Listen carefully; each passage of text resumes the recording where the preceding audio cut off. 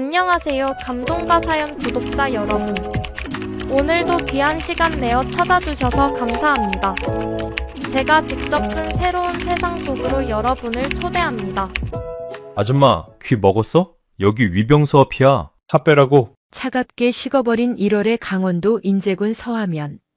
뼛속까지 파고드는 칼바람보다 더 날카롭고 신경질적인 고함이 방탄 유리창을 때렸다. 운전석에 앉은 이민아는 천천히 고개를 돌려 차창 밖을 응시했다. 선팅이 집게된 검은색 세단 밖으로 보이는 풍경은 처참했다. 대한민국에 아직도 이런 부대가 남아있었나 싶을 정도로 칠벗겨진 위병소 정문, 군데군데 끊어질 듯 위태롭게 매달린 유령 철조망, 그리고 무엇보다 눈앞에서 소총을 삐딱하게 메고 껌을 씹듯 입을 우물거리는 저 위병. 그녀의 나이 29. 대한민국 국군 역사상 유례없는, 그리고 앞으로도 없을 최연소 중장. 전설적인 707 특수임무단 독거미 부대 중대장 출신이자 숱한 비공식 작전을 성공시키며 국방부 장관의 신임까지 한몸에 받고 있는 살아있는 전설. 하지만 지금 위병소 앞을 막아서고 있는 저 일병 계급장의 병사에게 그녀는 그저 길을 잘못 든 민간인 아줌마일 뿐이었다. 이 아줌마가 진짜. 야, 김희병. 가서 문 두드려봐. 차 안 빼면 견인 조치한다고 해.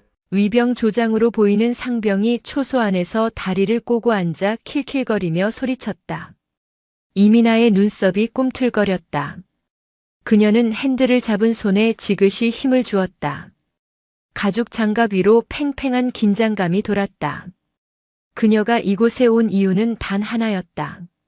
세상에 하나뿐인 조카 언니가 세상을 떠나며 남긴 마지막 혈육인 유진우를 보기 위해서였다. 진우는 착한 아이였다. 법 없이도 살 아이였고 남에게 싫은 소리 한 번 못하는 순둥이였다.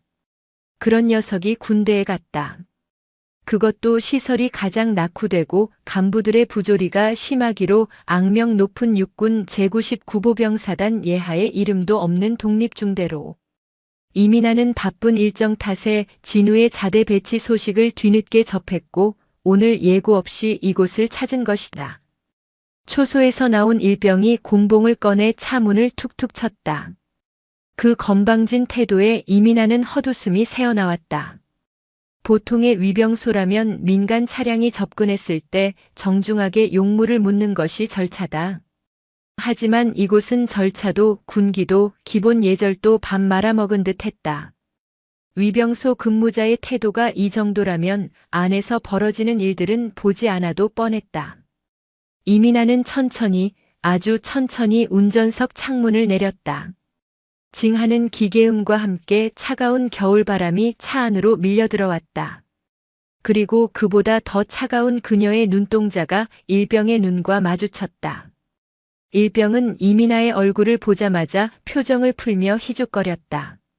선글라스를 끼고 있었지만 드러난 하관과 도자기 같은 피부는 숨길 수 없었다. 소속과 관등 성명을 대라. 이민아의 입술에서 흘러나온 목소리는 낮았지만 공간을 울리는 기묘한 압력이 있었다. 하지만 일병은 그 목소리에 담긴 살기를 감지하지 못했다. 그저 예쁘장한 여자가 앙칼지게 말한다고 생각했을 뿐이다. 뒤에서 지켜보던 상병이 슬리퍼를 끌며 다가왔다. 군복 상의는 풀어 헤쳐져 있었고 모자는 삐딱했다. 그는 이민아의 차보닛 위에 엉덩이를 걸치고 앉아 차 안을 훑어보았다. 상병이 이민아 쪽으로 얼굴을 들이밀며 비릿한 웃음을 흘렸다. 이민아는 깊은 한숨을 내쉬었다. 폐급 부대라는 소문은 들었지만 이 정도일 줄은 몰랐다. 위병소는 부대의 얼굴이다.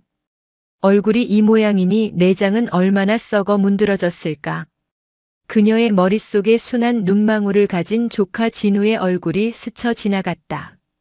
이런 놈들 밑에서 숨이나 제대로 쉬고 있을지 가슴 한구석이 욱신거렸다. 차에서 비켜. 마지막 경고다. 내 차에서 엉덩이 치워. 이민아의 목소리에 서릿발이 맺혔다.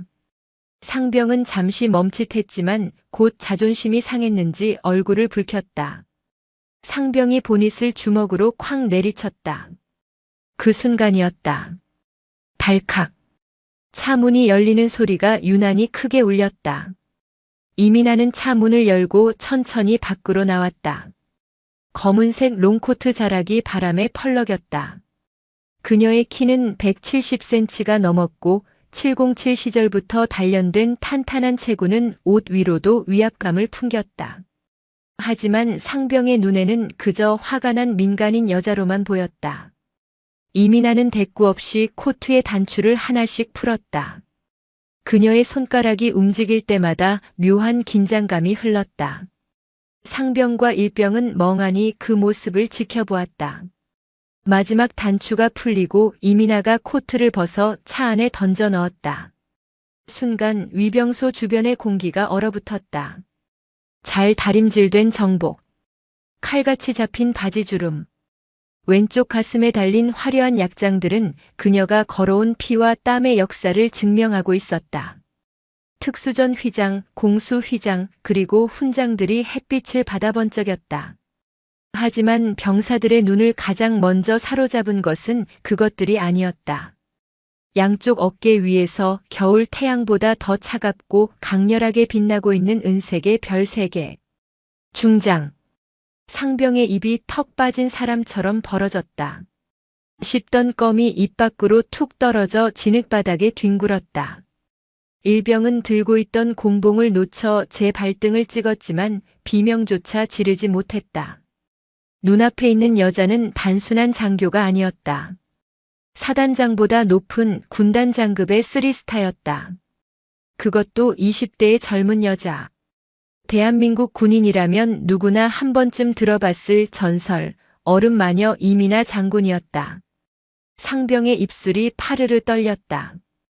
다리가 후들거려 서 있을 수조차 없었다. 머릿속이 하얗게 변했다. 내가 지금 무슨 짓을 한 거지?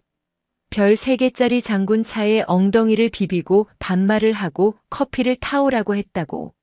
이건 영창으로 끝날 문제가 아니었다. 이민아는 천천히 상병 앞으로 다가갔다. 또각또각. 구두 굽소리가 상병의 심장을 짓밟는 듯 했다. 그녀는 상병의 삐뚤어진 명찰을 눈으로 훑었다. 제3중대 본부 소대 상병 김철수. 그녀의 목소리는 낮고 부드러웠지만 김철수 상병에게는 저승사자의 호출처럼 들렸다. 충성, 방문해, 한영, 헛. 김철수는 경례를 하려다 다리가 풀려 그 자리에 주저앉고 말았다. 오줌을 지린 듯 바지 춤이 축축해졌다. 육군 병사가 경례 하나 똑바로 못해? 이민아의 일갈에 김철수는 감전된 듯 튀어 일어났다. 손을 부들부들 떨며 관자놀이에 갖다 댔다. 충성. 이민아는 그의 경례를 받아주지 않았다.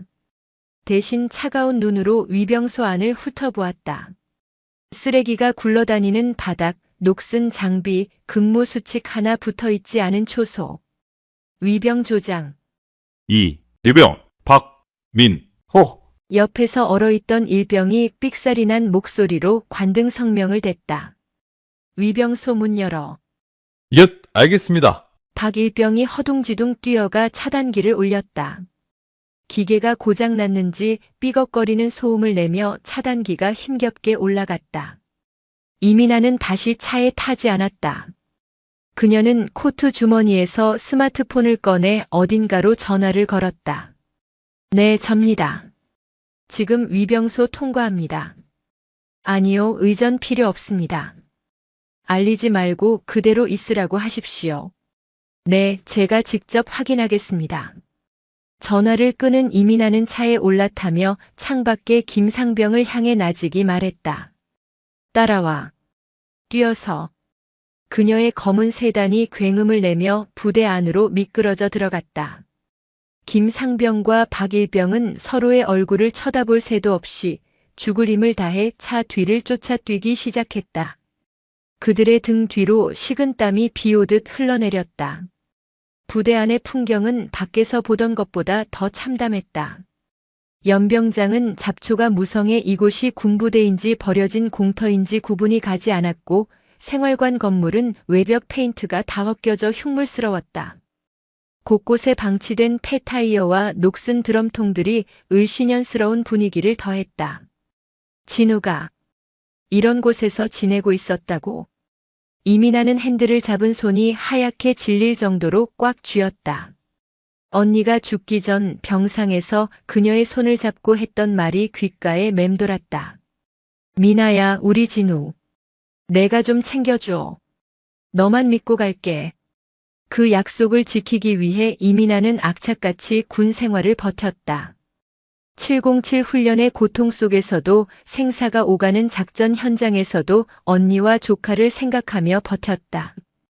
그런데 자신이 대한민국 최고의 자리에 오르는 동안 정작 가장 소중한 조카는 이런 쓰레기장 같은 곳에 방치되어 있었다. 부대 본청 앞에 차를 세운 이민아는 다시 한번 복장을 점검했다. 그녀가 차에서 내리자 때마침 본청 현관에서 담배를 피우고 있던 간부 몇 명이 그녀를 발견했다. 뭐야? 조처는? 민간인인가? 대위 계급장을 달고 있는 중대장이 흘끔거리며 다가왔다. 그의 뒤로 중사 하사들이 껌딱지처럼 붙어 있었다. 거기 외부 차량, 여기 어떻게 들어왔습니까? 위병소 애들 뭐 하는 거야? 중대장은 이민아의 얼굴을 보고 잠시 멈칫했다. 연예인 뺨치는 외모에 시선을 뺏긴 것이다. 그는 음흉한 미소를 지으며 한 걸음 더 다가왔다. 미인이시네? 누구 면회 오셨나? 제가 안내해드릴까요? 이민아는 대답 대신 그들을 향해 뚜벅뚜벅 걸어갔다. 정복 차림에 그녀가 가까워질수록 중대장의 표정은 호기심에서 당혹감으로 그리고 경악으로 변해갔다. 어깨 위에 별 3개가 그의 망막에 꽂히는 순간 중대장은 피우던 담배를 손바닥에 떨어뜨리고 말았다. 뜨악! 중대장이 비명을 지르며 손을 털었다. 하지만 고통보다 더 큰 공포가 그를 덮쳤다. 중장님? 본청 앞에 있던 간부들이 일제히 얼어붙었다. 이민아는 그들 앞에 멈춰섰다. 그녀의 시선은 중대장의 명찰이 아니라 그가 바닥에 떨어뜨린 담배꽁초에 머물렀다. 부대장이 누구지? 서늘한 목소리에 중대장이 허리를 90도로 꺾으며 고함을 질렀다. 충성! 제3중대장 대위 최성식입니다. 대대장은 오늘 연대회의 참석차 출타 중이십니다. 그래. 그럼 지금 이 부대 최고 선임자가 자네란 소리군. 이민아는 최 대위를 위아래로 훑어보았다. 배는 튀어나오고 전투화는 광을 잃은 지 오래였으며 눈빛에는 군인 특유의 패기 대신 비열함이 서려 있었다. 면회 왔다. 면회 말씀이십니까? 누구를 찾으시는지 말씀해 주시면 당장 데려오겠습니다. 최 대위는 식은땀을 닦으며 굽신거렸다. 3스타가 직접 면회를 올 정도면 대단한 집안 자제일 것이 분명했다. 그의 머릿속이 빠르게 회전했다. 우리 부대에 그런 병사가 있었나? 국회의원 아들, 재벌 2세, 이병 유진우. 이민아의 입에서 이름이 나오는 순간 최 대위와 뒤에 서 있던 중사의 얼굴이 동시에 흑빛으로 변했다. 그 찰나의 표정 변화를 이민아는 놓치지 않았다. 유진우. 그 이름이 나오자마자 저들이 보인 반응. 그것은 단순한 놀라움이 아니었다. 무언가 감추고 싶은 것, 찔리는 것이 있는 자들만이 짓는 표정이었다. 이민아의 눈매가 가늘어졌다. 뭔가 있어. 불길한 예감이 척추를 타고 흘렀다. 데려와. 지금 당장. 저기, 중장님, 그게 말입니다. 최 대위가 말을 더듬었다. 눈동자가 불안하게 흔들렸다. 유진우 이병이 지금 작업 중이라서 몰골이 좀 씻고 오라고 하겠습니다. 중장님께서는 대대장실에서 잠시 차라도. 작업? 이민아가 되물었다. 지금 시각은 일과 시간이 끝난 오후 6시였다. 게다가 오늘은 토요일이다. 주말 저녁에 이등병이 작업을 한다고? 주말 저녁에 무슨 작업을 시키지? 아, 그게 부대 보수공사가 좀 급해서. 안내해. 네? 유진우가 있는 곳으로 안내하라고. 내 귀가 먹었나? 아니면 자네가 내 명령을 못 알아듣는 건가? 이민아의 목소리에 살기가 어렸다. 최 대위는 숨이 턱 막히는 것을 느꼈다. 거절했다가는 당장이라도 목이 날아갈 것 같은 기세였다. 아, 알겠습니다. 이쪽으로. 최 대위가 힘없이 앞장섰다. 그의 등 뒤로 중사와 하사들이 안절부절 못하며 눈빛을 교환했다. 이민아는 그들의 수상한 낌새를 모른 척하며 묵묵히 뒤를 따랐다. 그들이 향한 곳은 생활관 뒤편의 낡은 창고였다. 가까이 다가갈수록 역한 냄새가 코를 찔렀다. 곰팡이 냄새, 그리고 오래된 하수구 냄새. 야, 동작 봐라. 빠져가지고. 네 삼촌이 뭐 한다고? 다시 말해봐. 창고 안에서 찢어지는 듯한 고함이 들려왔다. 이민아의 발걸음이 우뚝 멈췄다. 최 대위가 화들짝 놀라며 창고 문을 막아서려 했지만 이민아가 더 빨랐다. 그녀는 최 대위를 어깨로 밀치고 창고 문을 벌컥 열어젖혔다. 끼잉 녹슨 경첩이 비명을 지르며 창고 내부가 드러났다. 그곳은 지옥이었다. 한겨울인데도 난방 하나 되지 않는 냉골 바닥.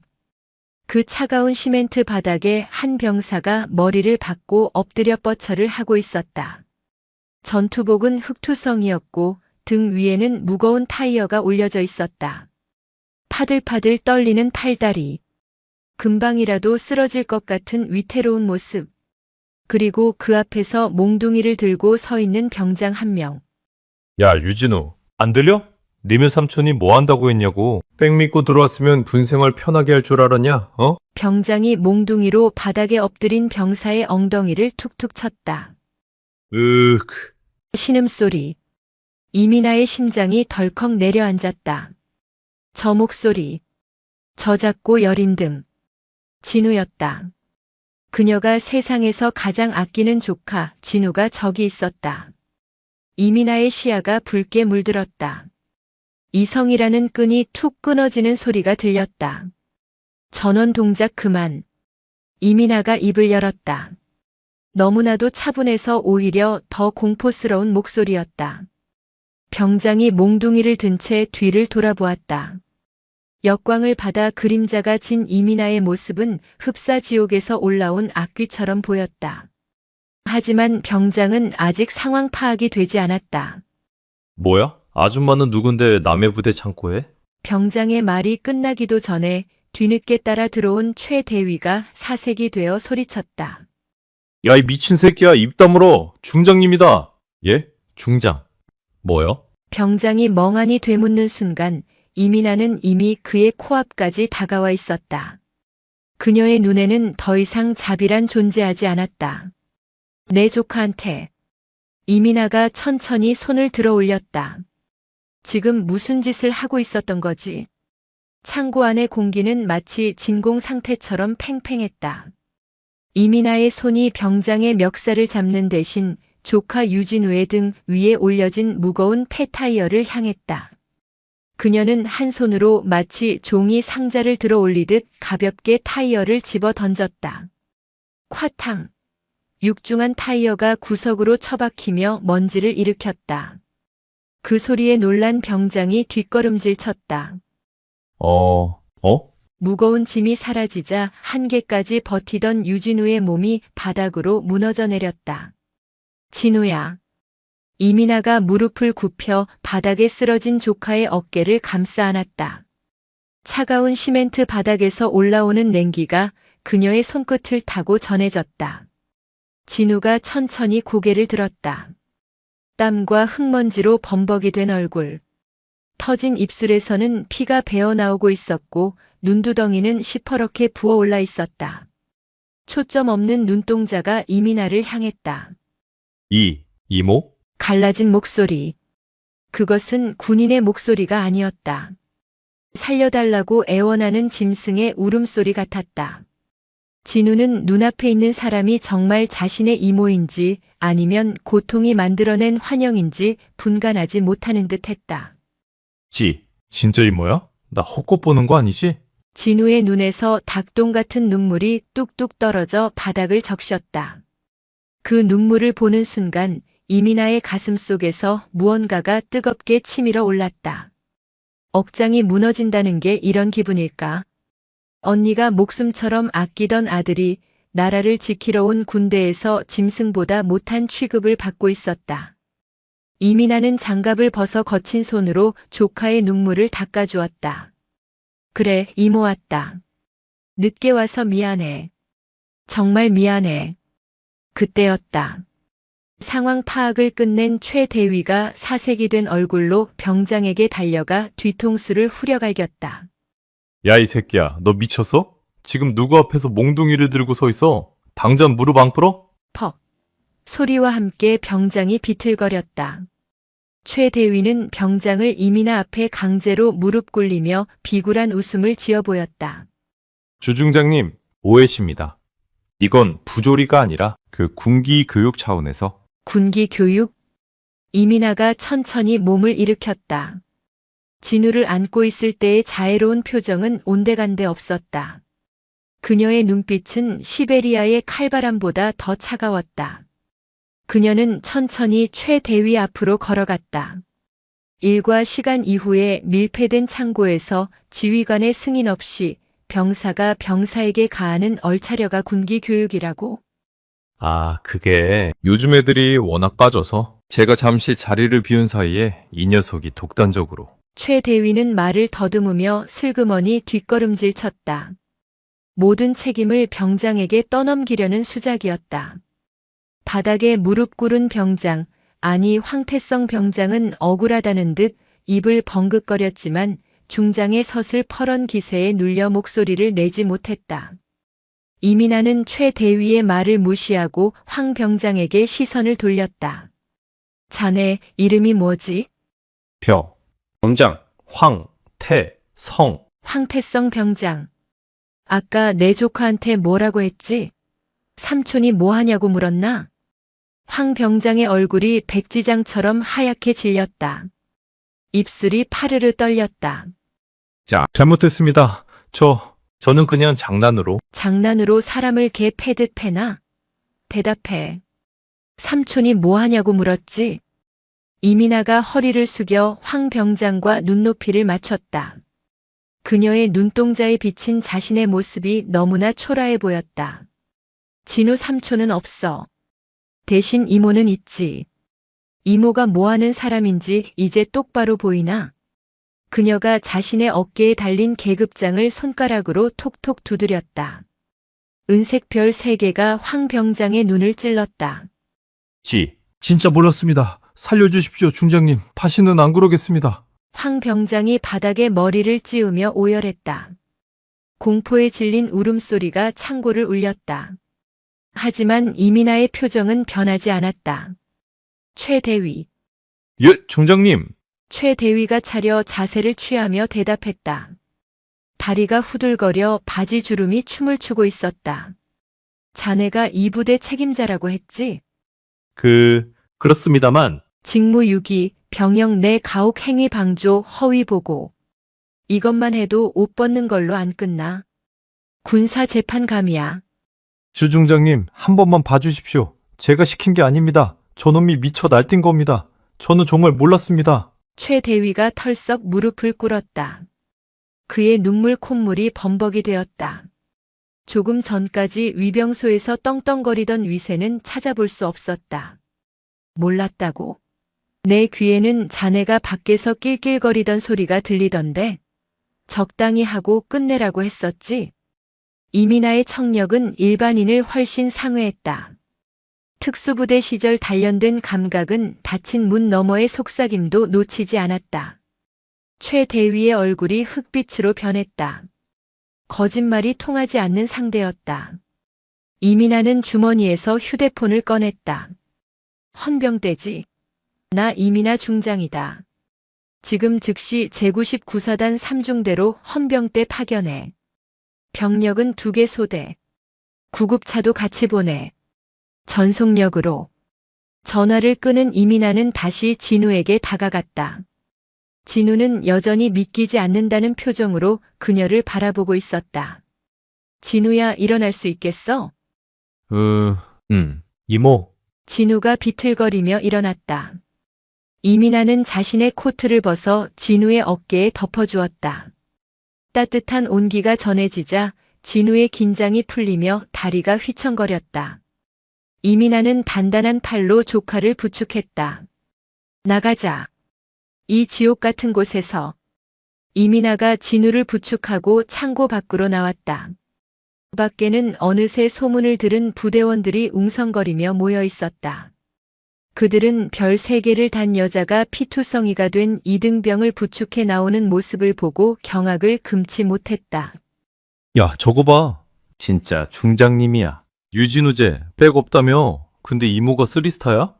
황병장님 좆됐네. 아니, 중대장님도 끝난 거 아니야? 수군거리는 소리가 들려왔지만 이민아는 아랑곳하지 않고 자신의 차로 향했다. 뒷좌석 문을 열고 진우를 태운 그녀는 운전석에 올라타지 않고 차 문을 닫았다. 그리고 모여있는 병사들을 향해 섰다. 차가운 겨울바람이 그녀의 정복깃을 흔들었다. 전원 주목. 크지 않은 목소리였지만 연병장을 가득 채우는 힘이 있었다. 웅성거리던 병사들이 일제히 입을 다물고 차려 자세를 취했다. 너희들이 방관한 대가가 무엇인지 똑똑히 지켜봐라. 전우가 맞고 쓰러지는데 구경만 한 너희들도 공범이다. 병사들은 고개를 들 수 없었다. 그들 중 누구도 진우를 도와주지 않았다. 황 병장의 괴롭힘이 무서워서 혹은 귀찮아서 모른 척했다. 그 비겁함이 거대한 부메랑이 되어 돌아오고 있었다. 그때 멀리서 사이렌 소리가 들려왔다. 에엥에엥 적막한 산골 부대의 고요를 찢는 날카로운 소리. 헌병대 차량과 구급차가 흙먼지를 일으키며 부대 안으로 들이닥쳤다. 차량에서 내린 헌병들은 무장한 상태였다. 그들은 신속하게 중대 본청과 생활관을 포위했다. 헌병 대장이 이민아 앞으로 달려와 거수 경례를 했다. 충성! 헌병대장 중령 박진수 명 받았습니다. 저 창고 안에 있는 대위 최성식, 병장 황태성. 즉시 긴급 체포해. 혐의는 특수폭행, 가혹행위, 직무유기다. 그리고 내 조카 유진우를 포함한 이 부대 전 병력 대상으로 전수조사 실시한다. 한 놈도 빠짐없이 털어. 알겠습니다. 즉시 집행하겠습니다. 헌병들이 창고로 뛰어들어갔다. 잠시 후 수갑을 찬 최 대위와 황 병장이 질질 끌려 나왔다. 주 중장님, 한 번만 살려주십시오. 제발요. 최 대위가 발버둥 쳤지만 헌병들은 가차없이 그를 호송차에 밀어 넣었다. 황 병장은 이미 넋이 나간 상태였다. 이민아는 그 모습을 차가운 눈으로 지켜보다가 차에 올라탔다. 뒷좌석에 앉은 진우는 아직도 몸을 떨고 있었다. 진우야, 병원으로 갈 거야. 가서 치료부터 받자. 이모, 나 이제 어떻게 되는 거야? 다시 부대로 와야 돼? 진우의 목소리에 두려움이 가득했다. 다시 이곳으로 돌아온다면 보복당할 것이 뻔하다는 공포. 이민아는 백미러로 조카의 눈을 바라보며 단호하게 말했다. 아니, 넌 다시는 이 쓰레기장에 발 디딜 일 없어. 이모가 약속해. 그리고 그녀는 잠시 말을 멈췄다가 핸들을 꽉 쥐며 덧붙였다. 이 부대는 오늘부로 해체될 거야. 내가 그렇게 만들 거니까. 강원도 홍천 국군병원. VIP 병실 침대에 누운 진우는 진정제 주사를 맞고 깊은 잠에 빠져 있었다. 의사의 말로는 갈비뼈에 실금이 갔고 전신 타박상에 영양실조 증세까지 있다고 했다. 무엇보다 심각한 건 정신적 트라우마였다. 이민아는 병실 창가에 서서 어두운 밤하늘을 바라보고 있었다. 창문 밖으로 보이는 세상은 평화로워 보였지만 그녀의 속은 숯검정처럼 타들어가고 있었다. 내가 너무 늦었어. 자괴감이 밀려왔다. 나라를 지킨답시고 밖으로만 돌다가 정작 지켜야 할 가족을 지키지 못했다는 죄책감. 그때 병실 문이 조심스럽게 열리고 부관이 들어왔다. 중장님, 사단장님께서 도착하셨습니다. 접견실에서 기다리고 계십니다. 이민아의 눈매가 날카로워졌다. 사단장. 이 쓰레기 같은 부대를 관리 감독해야 할 최종 책임자. 들어오라고 해. 아니, 내가 가지. 이민아는 진우의 이불을 고쳐 덮어주고 병실을 나섰다. 복도 끝 접견실 앞에는 별 2개, 소장 계급장을 단 중년의 사내가 초조하게 서성이고 있었다. 제99사단장이다. 그는 이민아를 보자마자 황급히 다가와 경례를 했다. 충성! 사단장 소장 김영철입니다. 총장님, 이번 일은 정말 유구무원입니다. 제가 관리를 소홀히 했... 김 소장은 땀을 뻘뻘 흘리고 있었다. 자신보다 나이는 한참 어리지만 계급은 더 높은 상관. 게다가 국방부 내 실세인 이민아 중장이 직접 겪은 일이니 변명의 여지가 없었다. 이민아는 그의 경례를 받지 않고 소파에 앉았다. 다리를 꼬고 앉은 그녀의 모습에서 뿜어져 나오는 위압감에 김 소장은 마른 침을 삼켰다. 김 소장. 예, 말씀하십시오. 해당 중대 언제부터 그 모양이었지? 그게 워낙 외진 곳에 있는 독립중대라 감사가 제대로 이루어지지 않은 것 같습니다. 이번 기회에 싹 뜯어 고치겠습니다. 고쳐? 썩은 살을 도려내지 않고 반창고만 붙이겠다는 건가? 이민아가 탁자를 주먹으로 쾅 내리쳤다. 찻잔이 달그락거리며 요란한 소리를 냈다. 위병소 근무 태도, 시설 관리 상태, 그리고 간부들의 자질까지. 그 부대는 군대가 아니야. 조폭 속을만도 못해. 김 소장, 자네는 사단장으로서 그동안 뭘 했나?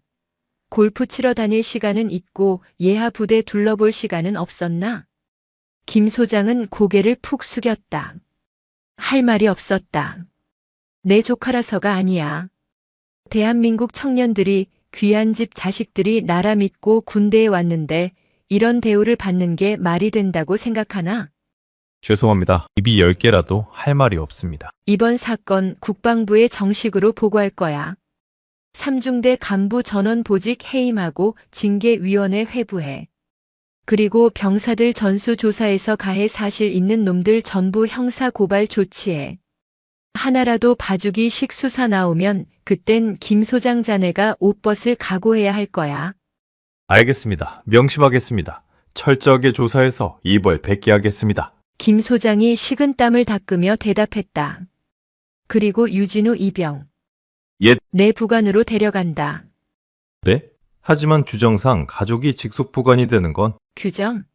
지금 규정 따질 상황인가? 보호가 필요한 피해 병사를 안전한 곳으로 옮기는 거야. 707 특임대 행정병으로 보직 변경 신청해. 내가 직접 데리고 있으면서 케어할 거니까. 불만 있나? 아닙니다. 지당하신 조치입니다. 제가 직접 민사사령부에 협조 요청하겠습니다. 김 소장은 감히 토를 달 수 없었다. 지금 이민아 중장의 심기를 건드렸다가는 사단장 목이 날아가는 건 시간 문제였다. 이민아는 자리에서 일어났다. 돌아가 봐. 난 진우 깨어날 때까지 여기 있을 거니까. 김 소장이 쫓겨나듯 나간 뒤 이민아는 다시 병실로 돌아왔다. 진우는 여전히 잠들어 있었다. 하지만 찌푸려져 있던 미간이 조금은 편안해 보였다. 이민아는 창가에 기대어 자신의 휴대폰을 만지작거렸다. 배경 화면에는 언니와 진우 그리고 자신이 함께 찍은 낡은 사진이 있었다. 환하게 웃고 있는 언니의 얼굴. 언니, 이제 걱정 마. 진우는 내가 지킬게. 누구도 건드리지 못하게 내가 제일 강한 방패가 되어줄게. 그녀는 다짐했다. 이것은 끝이 아니었다. 시작이었다. 진우를 괴롭힌 자들 그리고 그들을 방조한 군대 내의 썩은 뿌리들. 모조리 뽑아버릴 것이다. 밤하늘에 떠있는 별들이 유난히 차갑게 빛나고 있었다. 하지만 그 별빛 아래서 이민아라는 별은 더 뜨겁게 타오르고 있었다. 그녀의 어깨 위 3개의 별이 어둠 속에서 길을 잃은 조카에게 유일한 등대가 되어주고 있었다. 서울의 밤은 화려했지만 국방부 청사 뒤편의 조사실 공기는 납덩이처럼 무거웠다. 창밖에는 진눈깨비가 흩날리고 있었다. 유리창을 때리는 둔탁한 소리가 조사실의 정적을 간헐적으로 깼다. 이민아는 차가운 스테인레스 책상 앞에 앉아 눈앞에 놓인 두툼한 서류 뭉치를 넘기고 있었다. 제90 구보병사단 3중대 가옥 행위 및 운영 비리 1차 조사 보고서. 종이 한 장 한 장을 넘길 때마다 그녀의 미간은 좁혀졌다. 단순한 병영 부조리가 아니었다. 이건 썩어 문드러진 시스템 그 자체였다. 병사들의 식비가 횡령되어 간부들의 회식비로 쓰였고 부대 보수 공사비는 유령업체를 통해 어디론가 사라졌다. 조카 진우가 겪은 폭행은 빙산의 일각이었다. 이 부대는 거대한 비리의 저수지이자 누군가의 뒷주머니를 채워주는 현금 인출기였다. 중장님, 커피 드시겠습니까? 헌병 수사관인 박중령이 조심스럽게 종이컵을 내밀었다. 아니, 됐네. 저 안에 있는 최 대위, 입은 좀 열었나? 이민아가 고개짓으로 취조실을 가리켰다. 매직 미러 너머로 수갑을 찬 최 대위가 불안에 떨며 다리를 떨고 있는 모습이 보였다. 그게 참 이상합니다. 처음에는 살려달라고 비더니 변호사를 부르겠다고 한 뒤부터는 입을 꾹 다물고 있습니다. 마치 누군가 자기를 꺼내줄 거라고 믿는 눈치입니다. 박중령의 말에 이민아의 입꼬리가 차갑게 올라갔다. 믿는 구석이 있다 이거지. 이민아는 자리에서 일어나 취조실 문을 열었다. 끼익 소리와 함께 그녀가 들어서자 최 대위의 시선이 그녀에게 꽂혔다. 하루 사이에 얼굴이 반쪽이 된 그는 퀭한 눈으로 이민아를 올려다보았다. 하지만 그 눈빛 깊은 곳에는 아직 오만함이 남아있었다. 최성식. 이민아가 그의 맞은편 의자에 앉았다. 내가 횡령한 공금, 병사들 식대, 그리고 시설 보수비. 다 합치면 3억이 넘더군. 여기에 특수 폭행 교사 혐의까지 더해지면 넌 군 교도소에서 10년은 썩어야 해. 최 대위는 마른 침을 삼켰지만 시선을 피하지 않았다. 중장님, 저 혼자 먹은 거 아닙니다. 그의 목소리는 갈라져 있었지만 묘한 확신에 차 있었다. 제가 입을 열면 다치실 분들이 많습니다. 중장님이라도 감당하기 힘드실 겁니다. 그냥 적당히 덮으시는 게 서로에게 좋을 겁니다. 협박인가? 충고입니다. 이 라인 생각보다 깁니다. 저 하나 구속한다고 끝날 문제가 아닙니다. 이민아는 책상 위에 올려진 자신의 장갑을 천천히 꼈다. 가죽이 맞물리는 소리가 적막한 방 안에 울려 퍼졌다. 라인이라. 그래, 그 라인이 누군지 내가 직접 확인해보지. 이민아가 자리에서 일어나려는 순간 취조실의 문이 벌컥 열렸다. 노크도 없는 무례한 침입이었다. 문 앞에는 말끔한 정장을 입은 중년 남성과 군복을 입은 대령 한 명이 서 있었다. 군복을 입은 자는 국방부 법무관리관실 소속의 법무참모였다. 조사 중지하십시오. 법무참모가 거만한 태도로 들어오며 말했다. 그의 뒤에 서 있는 중년 남성은 서류 가방을 든 채 이민아를 훑어보았다. 이민아의 눈썹이 꿈틀거렸다. 뭐 하는 짓이지?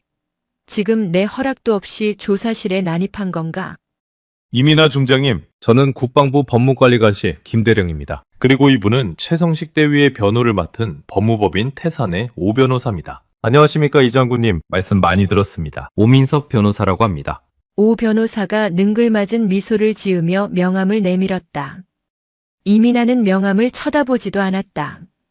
변호사 대동은 인정해. 하지만 조사 중지라니? 무슨 권한으로?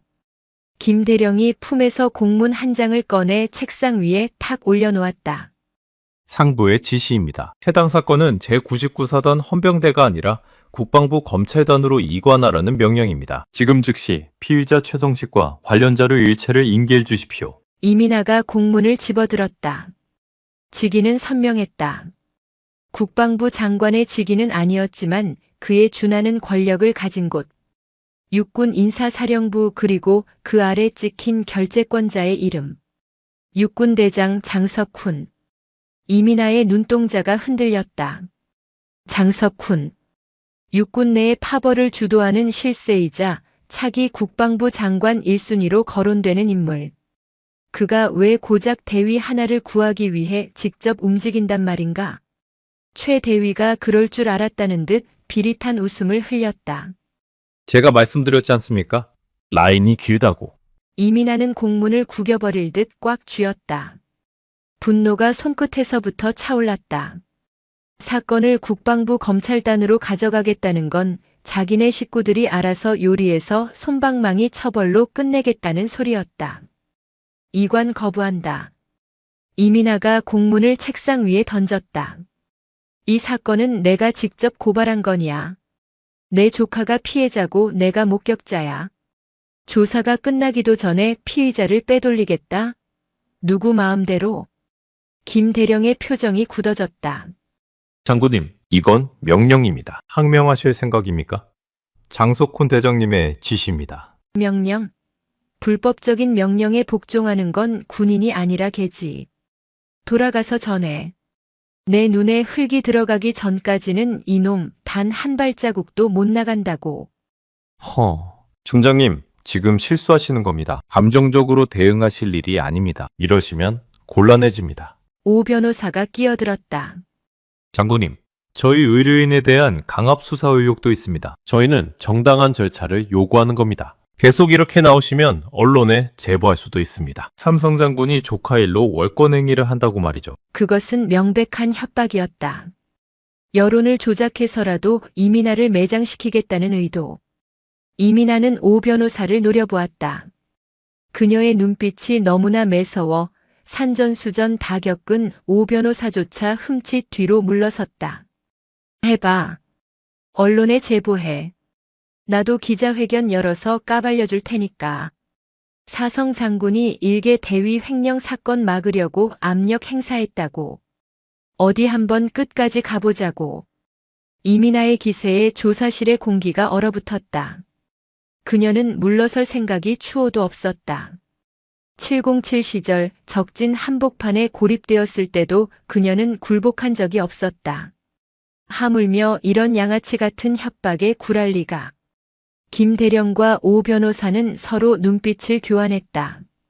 말이 통하지 않는다는 걸 깨달은 것이다. 두고 봅시다. 이 선택 후회하게 되실 겁니다. 김 대령이 씩씩거리며 최 대위를 데려가려 했지만 이민아가 가로막았다. 나가라고 했지 데려가라고 한 적 없어. 박충령. 예, 중장님. 밖에서 대기하던 박충령이 뛰어들어왔다. 외부인들 내보내. 그리고 지금부터 조사실 출입 통제해. 내 허락 없이는 장관이 와도 문 열어주지 마. 알겠습니다. 두 분 나가 주십시오. 헌병들이 김 대령과 오 변호사를 억지로 밀어냈다. 문이 닫히는 순간까지 김 대령은 이민아를 향해 도끼 어린 눈빛을 보냈다. 조사실에 다시 정적이 찾아왔다. 최 대위의 얼굴에서 여유가 사라졌다. 믿었던 구원투수가 쫓겨났기 때문이다. 이게 무슨... 이민아는 다시 최 대위 앞에 앉았다. 봤지? 내 동아줄 방금 끊어졌어. 이제 우리 둘뿐이야. 그녀가 상체를 숙여 최 대위의 귓가에 속삭였다. 장석훈 대장이 왜 널 보호하려고 했을까? 내가 횡령한 그 돈 3억. 그게 전부 내 주머니로 들어갔을까? 아니면 상납했나? 최 대위의 동공이 지진이라도 난 듯 흔들렸다. 정곡을 찔린 것이다. 말해. 장석훈 대장한테 얼마를 보냈지?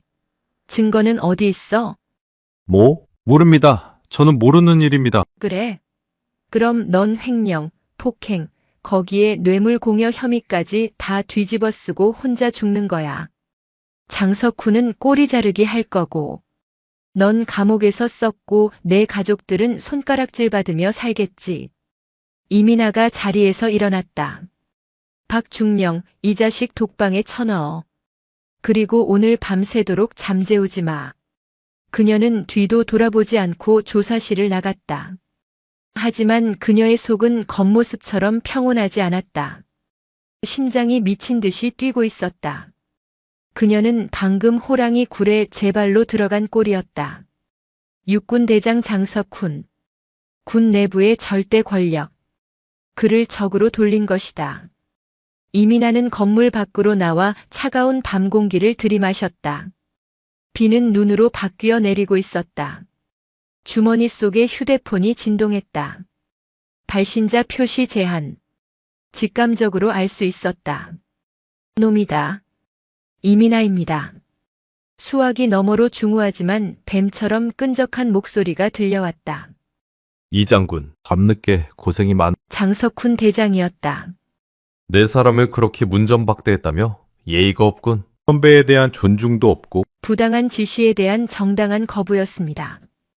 그리고 범죄자를 비호하는 건 선배로서 할 일이 아니라고 생각합니다만. 허허, 범죄자라. 아직 재판도 안 끝난 친구한테 너무 가혹한 거 아닌가? 우리 군의 명예를 생각해서라도 조용히 처리하는 게 좋아. 전에 앞길이 청청하잖아. 최연소 중장 타이틀. 아깝지 않나? 그것은 회유가 아니라 경고였다. 아니, 사형 선고나 다름없었다. 제 앞길은 제가 알아서 합니다. 그리고 제 명예는 계급장이 아니라 제 신념에서 나옵니다. 신념? 크크크.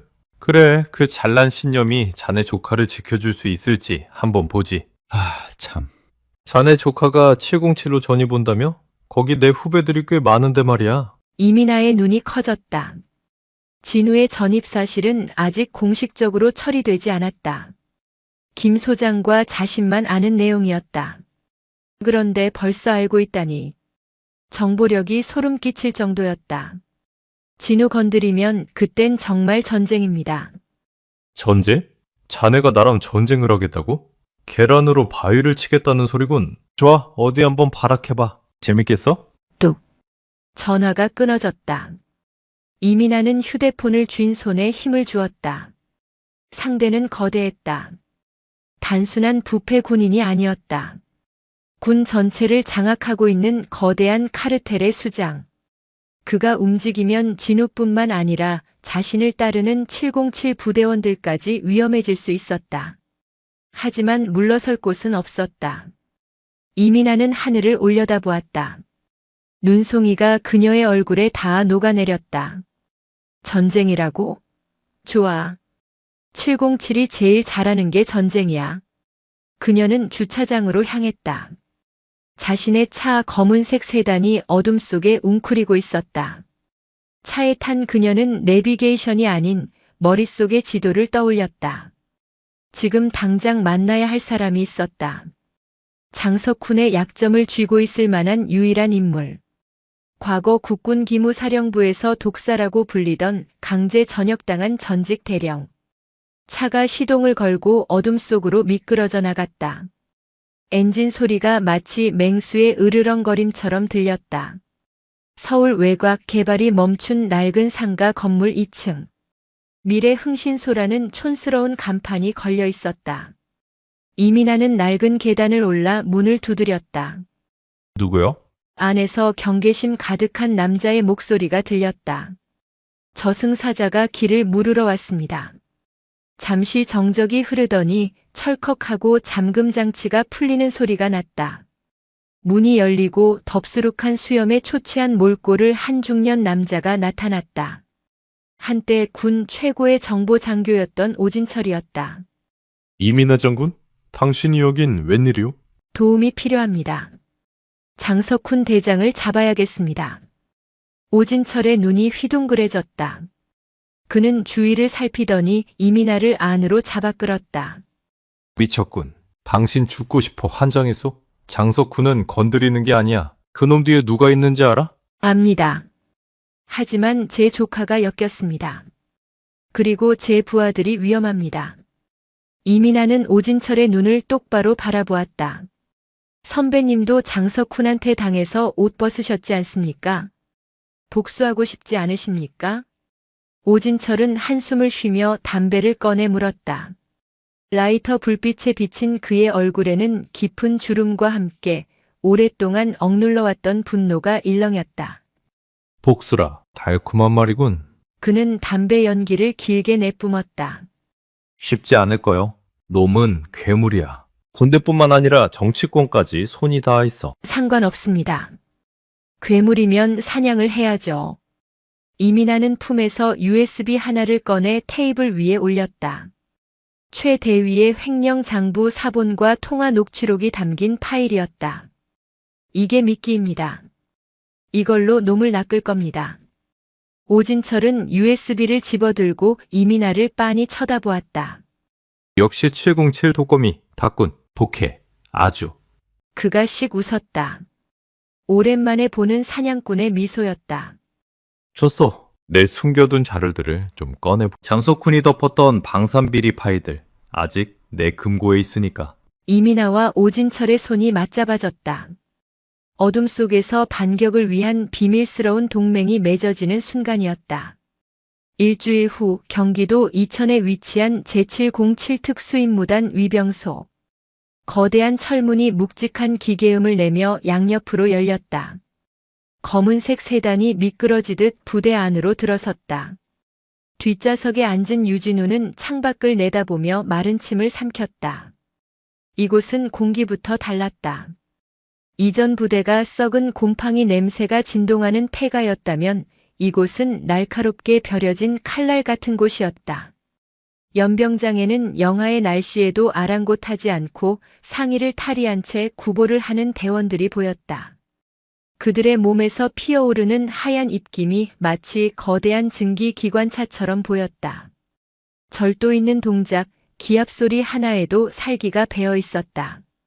이병 유진우, 쫄지 마라. 여기는 사람 잡아먹는 곳 아니다. 운전석에 앉은 부관 김대위가 백미러를 보며 피식 웃었다.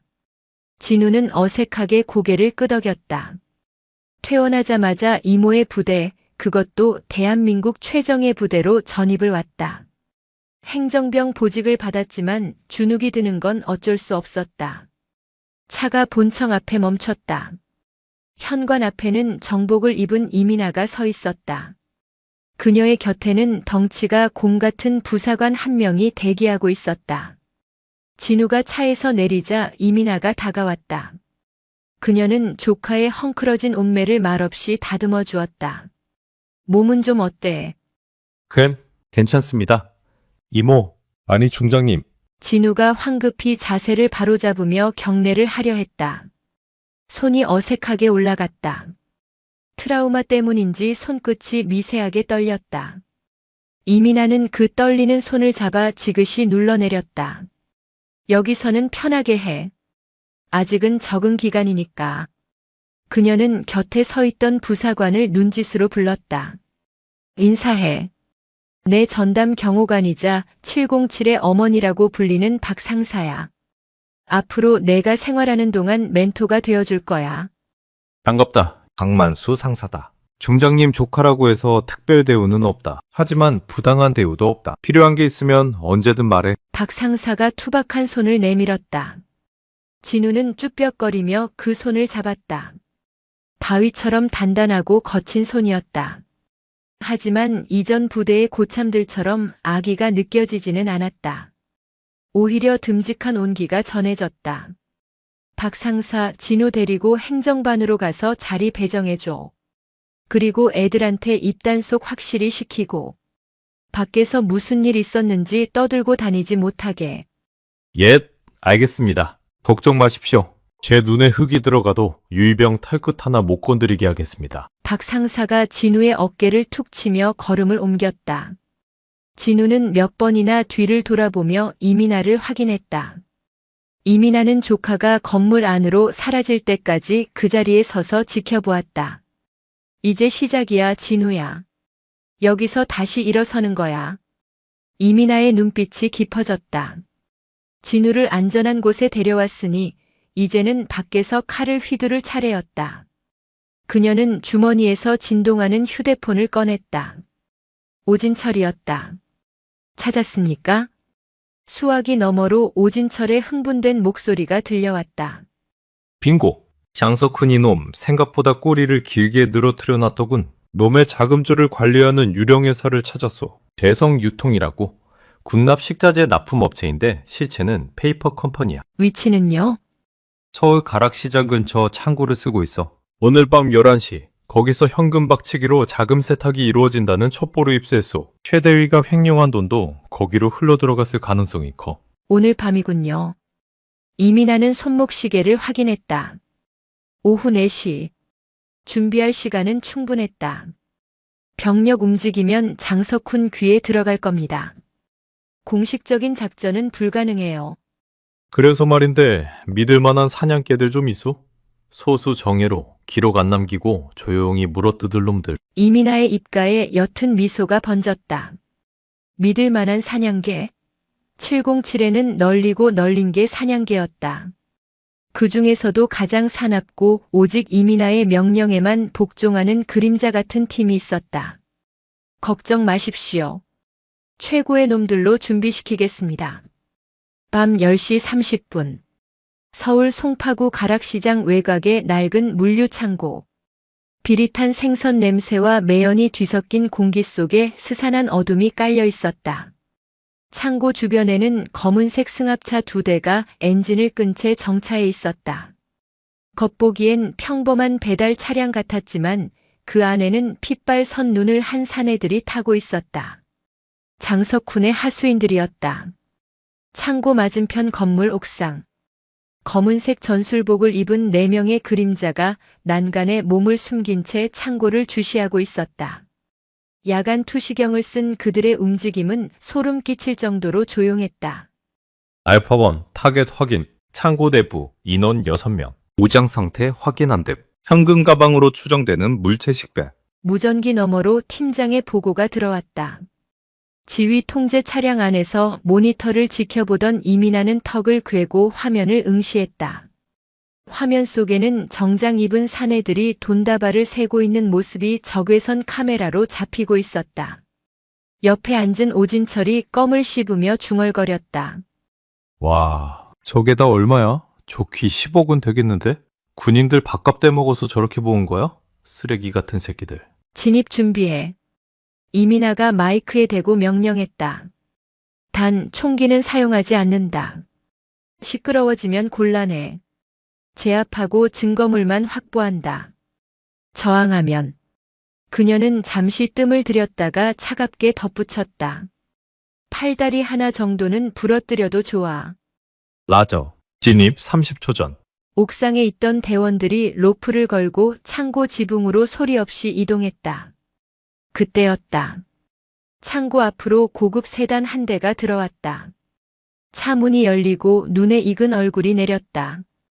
이민아의 눈이 가늘어졌다. 김대령이었다. 국방부 법무관리관실 소속이자 지난번 조사실에 난입했던 장석훈의 앞잡이. 김대령이 직접 왔군. 생각보다 판이 큰데? 오진철이 휘파람을 불었다. 오호, 거물급이 직접 수금하러 오셨다? 이거 제대로 걸렸네. 장석훈의 오른팔을 자를 기회. 김대령이 창고 안으로 들어갔다. 셔터가 내려지고 안에서 둔탁한 쇳소리가 났다. 진입. 이민아의 명령이 떨어지자마자 창고 지붕의 천창이 와장창 깨지며 4명의 대원이 레페를 타고 내부로 쏟아져 들어갔다. 뭐야? 으악! 누구야? 잡아! 창고 안은 순식간에 아수라장이 되었다. 707 대원들의 움직임은 간결하고 파괴적이었다. 조폭 출신이라는 대성 유통 직원들이 쇠파이프를 휘두르며 덤벼들었지만 특수부대원들의 상대가 될 리 없었다. 퍽, 우당탕, 뼈가 부딪히는 소리와 비명이 교차했다. 단 1분, 상황이 정리되는데 걸린 시간이었다. 대원 한 명이 도망치려던 김대령의 뒷덜미를 낚아채 바닥에 내동댕이 쳤다.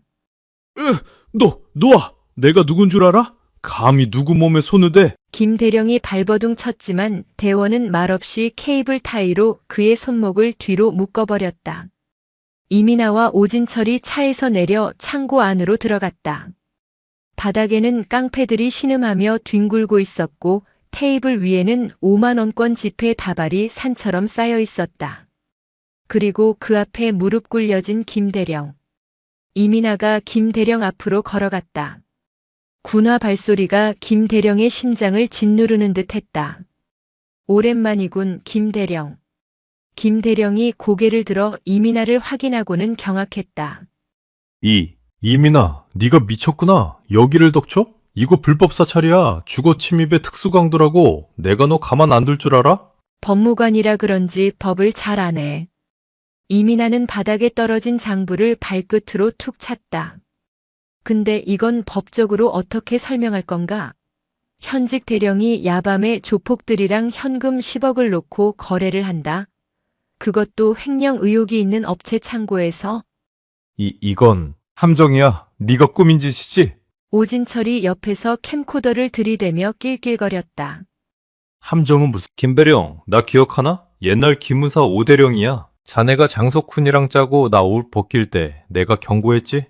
언젠가 꼭 다시 보자고. 김 대령의 얼굴이 사색이 되었다. 오진철. 기무사의 독사. 그가 이민아와 손을 잡았다는 건 최악의 시나리오였다. 이 장부랑 현금 그리고 자네가 여기 있는 영상. 이게 터지면 장석훈 대장이 자네를 구해줄까? 아니면 꼬리 자르기를 할까? 이민아가 김 대령의 턱을 잡아 올렸다. 선택해. 장석훈의 비리 자료 전부 불고 내 증인이 되든가. 아니면 횡령 주범으로 혼자 뒤집어 쓰고 군 교도소로 가든가. 김 대령의 눈동자가 흔들렸다. 그는 알고 있었다. 장석훈은 필요 없어진 사냥개를 가차없이 버리는 위인이라는 것을. 하지만 배신했을 때의 보복도 두려웠다. 너 감당할 수 있겠어? 장 대장님은? 괴물이야. 네가 건드리면 네 주변 사람들, 네 조카 다 죽어. 또 조카 이야기다. 이민아의 눈빛이 차갑게 식었다. 그녀는 허리춤에서 권총을 꺼냈다. 철컥. 슬라이드를 당기는 소리가 창고 안을 얼어붙게 만들었다. 그녀는 총구를 김 대령의 미간에 겨누었다. 내 조카 이야기 한 번만 더 입에 올려봐. 헉. 그땐 법이고 나발이고 내 손으로 내 머리통을 날려버릴 테니까. 살기. 그것은 흉내낼 수 없는 진짜 살기였다. 수많은 작전에서 사람을 죽여본 자만이 뿜어낼 수 있는 죽음의 냄새. 김 대령은 공포에 질려 바지에 오줌을 지리고 말았다. 말할게. 다 말할게. 자료가 있어. 어디에? 비밀 금고. 내 사무실 책장 뒤에. 장 대장님이랑 거래한 내역. 정치자금 상납장부. 다 있어.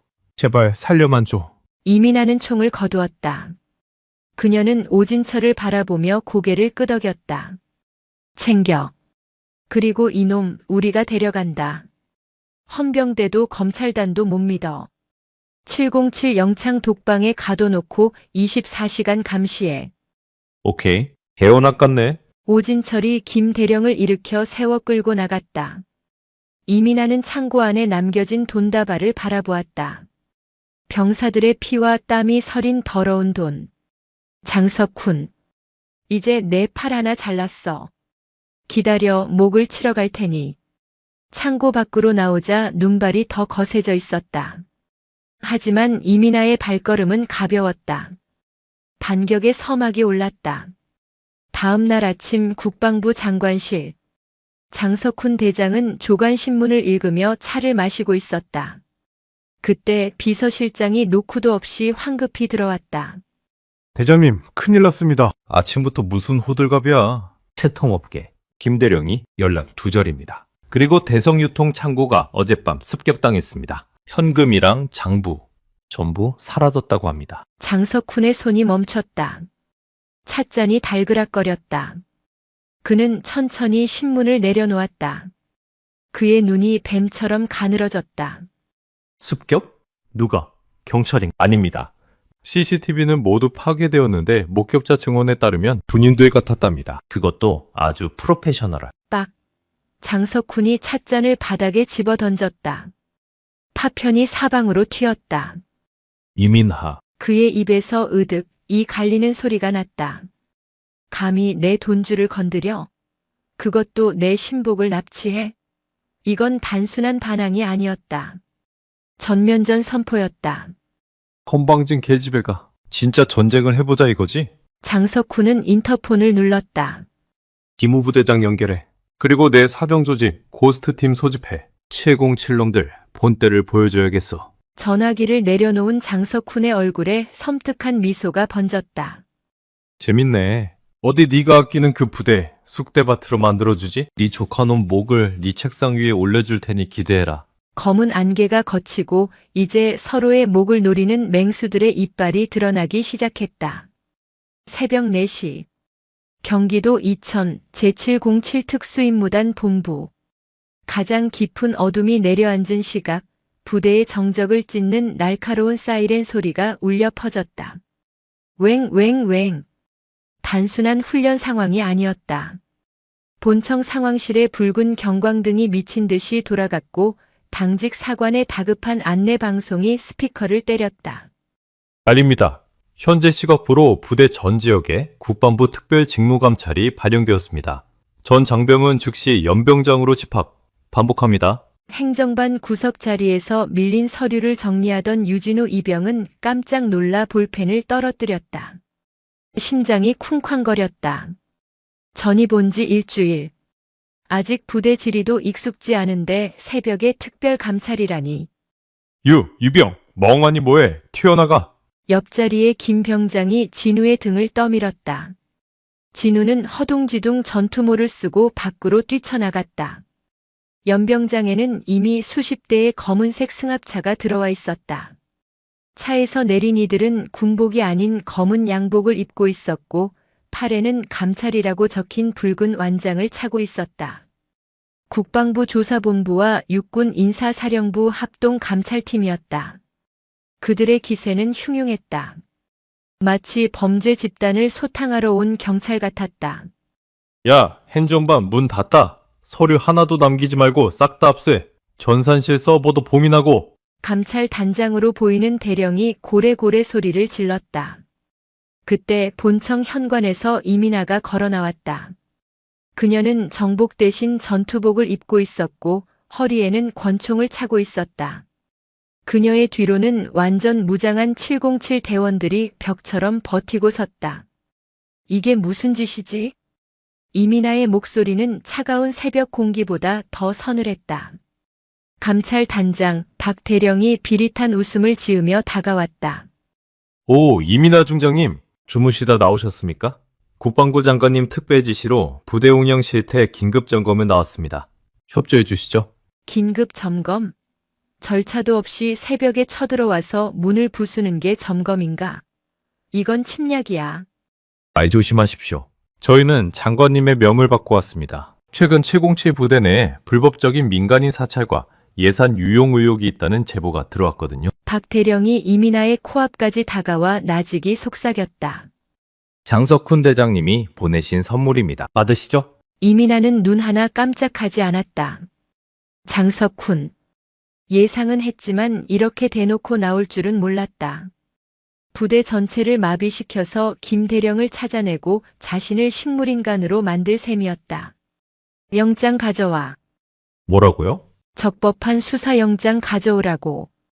그전에는 내 부대에 발 한 짝도 못 들여. 내 부하들 건드리면 그땐 감찰이고 뭐고 전원 적군으로 간주하고 진압한다.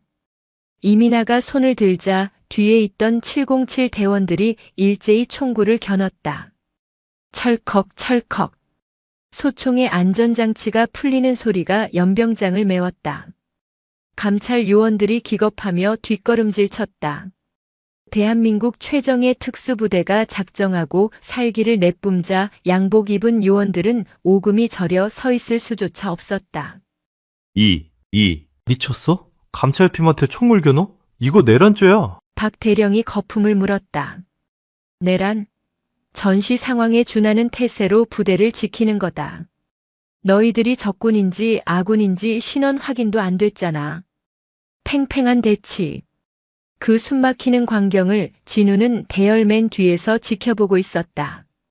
이모가 자신 때문에 저런 수모를 겪고 또 저렇게 강하게 맞서고 있다는 사실에 가슴이 옥죄어왔다. 나 때문에. 나만 아니었으면 이모가 이런 꼴 안 당해도 되는데. 자책감이 진우를 덮쳤다. 고개를 푹 숙인 그의 시야에 수상한 움직임이 포착됐다. 모두가 이민아와 감찰 단장의 대치에 집중하고 있을 때 행정반 건물 뒤쪽으로 슬그머니 빠져나가는 그림자가 있었다. 707 부대 마크를 달고 있는 소령 계급의 장교였다. 저분은 정보과장님? 진우는 눈을 비볐다. 정보과장 강소령. 평소 진우에게 힘든 거 없냐며 커피도 사주고 친절하게 대했던 사람이었다. 그런데 그가 왜 모두가 집합한 이 상황에 혼자 건물 뒤편으로 가는 걸까? 그의 손에는 작은 절단기 같은 공구가 들려 있었다. 진우의 심장이 두근거렸다. 그가 향하는 곳은 통신 보안실이었다. 그곳은 외부와의 모든 통신망이 연결되는 부대의 심장부이자 이민아가 확보한 장석훈의 비리 장부 데이터가 임시 보관된 서버가 있는 곳이었다. 설마. 진우는 주먹을 꽉 쥐었다. 도망치고 싶었다. 나서지 말고 그냥 모른 척하고 싶었다. 이전 부대에서처럼 가만히 있으면 중간이라도 간다고 배웠으니까. 하지만 눈앞에 이모의 당당한 뒷모습이 보였다. 자신을 구하기 위해 별 3개의 명예를 걸고 싸우는 이모의 모습. 진우는 대열을 이탈했다. 아무도 눈치채지 못하게 어둠을 틈타 강소령의 뒤를 밟았다. 통신 보안실의 뒷문. 강소령은 능숙한 손놀림으로 도어락을 해체하고 있었다. 그는 이마에 흐르는 식은땀을 닦아냈다. 장석훈 대장 측에서 연락이 왔었다. 이번 감찰은 시선 끌기용이다. 혼란스러운 틈을 타서 서버에 있는 김대령 신문 영상과 장부 파일을 삭제해라. 성공하면 대령 진급과 함께 10억을 주겠다. 10억. 그 돈이면 빚더미에 앉은 집안을 일으킬 수 있었다. 군인으로서의 양심? 그딴 건 개나 줘버린 지 오래였다. 띠릭 잠금이 풀렸다. 강소령은 안으로 들어가 메인 서버 컴퓨터 앞에 앉았다. 주머니에서 해킹용 칩을 꺼내 단자에 꽂으려는 순간 과장님? 등 뒤에서 들려온 떨리는 목소리. 강소령이 화들짝 놀라며 뒤를 돌아봤다. 어둠 속에 서 있는 건 잔뜩 겁먹은 표정의 유진우였다. 거기서? 뭐 하시는 겁니까? 집합명령. 있었는데? 진우는 다리가 후들거렸지만 물러서지 않고 문 앞을 막아섰다. 강소령의 눈빛이 순식간에 변했다. 친절했던 이웃집 아저씨 같은 눈웃음은 사라지고 살기 어린 맹수의 눈빛만이 남았다. 진우구나. 눈치가 없네 우리 진우. 그냥 모른 척하지 그랬어. 강소령이 천천히 다가왔다. 손에 든 절단기를 고쳐주었다. 비켜. 다치기 싫으면. 못 비킵니다. 여기는 중장님 허락 없이는 못 들어오는 곳입니다. 진우가 뒷걸음질 치면서도 고개를 저었다. 이 새끼가 진짜. 네 이모 믿고 까부는 거냐? 여기서 너 하나 죽여도 감찰 때문에 혼란스러워서 아무도 몰라. 사고사로 처리하면 그만이야. 강소령이 달려들었다. 그의 억센 손이 진우의 멱살을 잡고 벽으로 밀어붙였다. 쾅! 진우의 뒤통수가 벽에 부딪혔다. 눈앞이 번쩍했다. 비키라고 했지. 강소령이 절단기를 든 손을 높이 치켜들었다.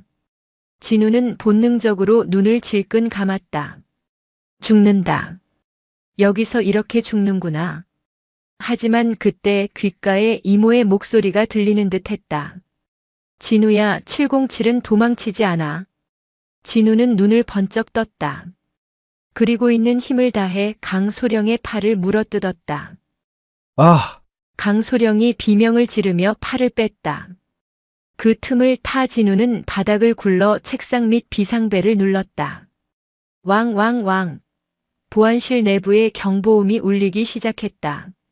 이 미친 새끼가. 분노한 강소령이 진우의 배를 발로 걷어찼다. 진우는 컥 소리를 내며 나뒹굴었다. 입에서 쓴물이 넘어왔다. 강소령이 쓰러진 진우의 목을 조르기 시작했다. 숨이 막혀왔다. 시야가 점점 흐려졌다. 이모, 미안해. 의식이 끊어지려는 찰나. 보안실 문이 박살날 듯 열렸다. 어떤 놈이야? 천둥 같은 고함과 함께 거대한 그림자가 들이닥쳤다. 박만수 상사였다. 박 상사는 상황을 파악하자마자 강소령의 뒷덜미를 잡고 짐짝처럼 집어 던졌다. 콰당탕. 강소령이 서버렉에 처박히며 바닥에 뒹굴었다. 박상사. 강소령님? 당신이 왜 여기 있어? 애한테 무슨 짓이야? 박 상사가 씩씩거리며 다가갔다. 뒤이어 이민아와 무장 대원들이 들이닥쳤다. 이민아는 바닥에 쓰러져 헐떡이는 진우를 보고 눈이 뒤집혔다. 진우야. 그녀가 진우를 안아 일으켰다. 목에 선명하게 남은 손가락 자국. 이민아의 시선이 구석에 처박힌 강소령에게 향했다. 강민수. 내 놈이 첩자였나. 총장님, 그게 아니라 박 대령이 감찰 핑계로 시간 끌고 내 놈은 뒤로 들어와서 자료 지우려고 했겠지. 시나리오가 너무 뻔하잖아. 이민아가 강소령의 손에 들려있던 해킹칩을 주워들었다. 이게 증거다. 군사 기밀 유출 시도, 아군 살해 미수. 넌 군사법정이 아니라 내 손에 죽을 줄 알아라. 그녀는 박 상사에게 눈짓했다. 지하 3층으로 끌고 가. 감찰팀 놈들 모르게 아주 조용히. 예, 알겠습니다. 박 상사가 강소령을 개처럼 끌고 나갔다. 이민아는 진우의 등을 토닥였다. 아직도 공포에 떨고 있는 작은 어깨. 하지만 그 어깨가 부대의 가장 중요한 기밀을 지켜냈다. 잘했다. 진우야, 내가 해냈어. 내가 우릴 구했다. 진우가 눈물 고인 눈으로 이민아를 올려다보았다. 저 도망 안 쳤어요? 이모, 나 도망 안 갔어. 그래. 봤어. 넌 최고의 군인이야. 이민아는 조카를 꼭 껴안았다. 밖에서는 여전히 감찰팀과 대원들이 대치 중이었다. 하지만 상황은 역전되었다. 내부의 쥐새끼를 잡았고 그 쥐새끼가 장석훈의 사주를 받았다는 물증까지 확보했다. 이제 감찰팀을 역으로 압박할 카드가 생겼다. 강소령의 자백은 빨랐다. 707 특유의 심층 면담을 견딜 수 있는 사람은 많지 않았다. 그는 장석훈 대장과 직통으로 연결된 대포폰의 존재와 삭제하려던 파일이 무엇인지 모두 불었다. 아침 9시. 해가 완전히 떠올랐다. 이민아는 연병장에 텐트를 치고 농성 중이던 감찰 단장 박 대령에게 다가갔다. 그녀의 손에는 녹음기와 서류 봉투가 들려 있었다. 박 대령. 철수해. 뭐? 지금 명령하는 겁니까? 아직 조사 시작도 안 했... 이민아가 녹음기를 틀었다. 장석훈 대장님 지시입니다. 감찰팀이 시간 끌어줄 때 서버 미세요. 대가는 약속한 대로 10억입니다. 강소령의 육성이 스피커를 통해 흘러나왔다. 박 대령의 얼굴이 횟가루처럼 하얗게 질렸다. 이거 지금 방송국으로 보낼까? 국방부 감찰단 알고 보니 증거인멸 청부업자라는 제목으로. 이민하, 너. 선택해. 조용히 꺼질래 아니면 여기서 공범으로 체포될래. 박 대령은 입술을 깨물었다. 완패였다. 더 이상 버텼다가는 자신마저 끝장날 판이었다. 철수한다. 전호 탑승. 감찰팀의 차량들이 도망치듯 부대를 빠져나갔다. 이민아는 그들의 뒷공무니를 보며 차가운 숨을 내뱉었다. 1차 방어는 성공했다. 하지만 이것으로 끝날 장석훈이 아니었다. 놈은 이제 수단과 방법을 가리지 않을 것이다. 그날 오후 이민아는 결단을 내렸다. 확보한 증거 원본을 안전한 곳으로 옮겨야 했다. 부대 내보단 외부에 믿을 수 있는 조력자에게 맡기는 편이 나았다. 그녀는 오진철과 접선하기로 했다. 검은색 방탄 세단 2대가 부대 후문을 빠져나와 46번 국도를 달렸다. 이민아가 탄 뒷차에는 진우가 동승했다. 불안해하는 진우를 부대에 혼자 둘 수 없어 데리고 나온 것이다. 이모, 우리 어디 가는 거야? 중요한 친구 만나러. 그리고 맛있는 것도 좀 먹자. 너 좋아하는 돈가스 사줄게. 이민아가 미소 지으며 말했지만 그녀의 눈은 끊임없이 백미러와 사이드미러를 확인하고 있었다. 한적한 국도변. 차들이 뜸해지는 구간이었다. 그때였다. 사이드미러에 육중한 덤프트럭 한 대가 빠르게 접근하는 것이 보였다. 반대편 차선에서도 똑같은 트럭이 중앙선을 넘어 달려들고 있었다. 숙여. 이민아가 진우의 머리를 누르며 소리쳤다. 쾅. 엄청난 굉음과 함께 앞서가던 경호 차량이 트럭에 받쳐 도로 밖으로 튕겨나갔다. 이민아가 탄 차는 급브레이크를 밟으며 스핀을 돌았다. 끼익. 쿵. 가드레일을 들이받고 멈춰 선 차. 자욱한 연기 속에서 이민아는 정신을 차렸다. 진우야. 괜찮아? 무서워, 이모. 진우는 바닥에 웅크린 채 떨고 있었다. 이민아는 차 문을 발로 차서 열었다. 밖에는 검은색 승합차 여러 대가 멈춰 서 있었고 그 안에서 복면을 쓴 사내들이 쏟아져 나오고 있었다. 손에는 쇠파이프와 도끼 그리고 사냥용 엽총이 들려 있었다. 장석훈의 사병 조직 철퇴팀이었다. 그중 대장으로 보이는 거구의 남자가 엽총을 어깨에 메고 뚜벅뚜벅 걸어왔다. 이민아 중장. 장 계장님이 안부 전해달라신다. 그리고 그 조커 눈목도 같이 가져오라시네. 이민아는 품에서 권총을 꺼냈다. 탄창에는 실탄 12발. 적은 20명 이상. 승산이 희박한 싸움이었다. 하지만 그녀의 등 뒤에는 진우가 있었다. 차 문 잠그고 절대 나오지 마. 이민아가 진우에게 소리치고는 차 밖으로 뛰쳐나갔다. 탕! 첫 발이 거구의 남자 다리를 스쳤다. 전투가 시작되었다. 이민아는 차체를 엄폐물 삼아 사격했다. 접근하던 놈들 2명이 어깨와 허벅지를 맞고 쓰러졌다. 하지만 놈들은 너무 많았다. 엽총 탄환이 차 유리를 박살냈다. 쨍그랑. 파편이 튀며 진우가 비명을 질렀다. 이민아는 탄창을 갈아 끼우며 주위를 살폈다. 포위당했다. 그녀는 이를 악물었다. 여기서 죽을 순 없어. 절대로. 그녀가 튀어나가며 놈의 턱을 무릎으로 올려찼다. 총을 쏘는 대신 근접 격투술로 놈들을 하나씩 눕히기 시작했다. 뼈가 부러지고 살이 터지는 소리가 난무했다. 그녀는 중장이기 이전에 707 최고의 살인병기였다. 차 안에서 그 모습을 지켜보던 진우의 눈에 눈물이 고였다. 피투성이가 되면서도 자신을 지키기 위해 싸우는 이모. 항상 자신을 무시하던 세상에서 유일하게 자신을 위해 목숨을 거는 사람. 진우의 손이 바들바들 떨렸다. 그의 시선이 바닥에 떨어진 이민아의 여분 탄창에 머물렀다. 그리고 운전석 죽은 경호원의 허리춤에 있는 권총이 보였다. 진우는 입술을 깨물어 피를 냈다. 더 이상 숨어 있을 수 없었다. 이모가 쓰러지면 다음은 내 차례다. 아니, 내가 이모를 지켜야 한다. 철컥. 차 문이 열렸다. 전쟁터 한복판으로 유진우 이병이 발을 내딛는 순간이었다. 국도변은 아수라장이었다. 깨진 유리 조각이 아스팔트 위에서 반짝였고 매캐한 화약 냄새가 비릿한 피 냄새와 뒤섞여 코를 찔렀다. 이민아는 차량 보닛 뒤에 몸을 숨긴 채 거친 숨을 몰아쉬었다. 왼쪽 어깨에서 붉은 선혈이 흘러내리고 있었다. 아까 놈들의 쇠파이프를 피하다가 찢어진 상처였다. 탄창은 이제 비어가고 있었다. 남은 실탄은 3발. 하지만 포위망을 좁혀오는 철퇴팀 조직원들은 아직도 10명이 넘었다.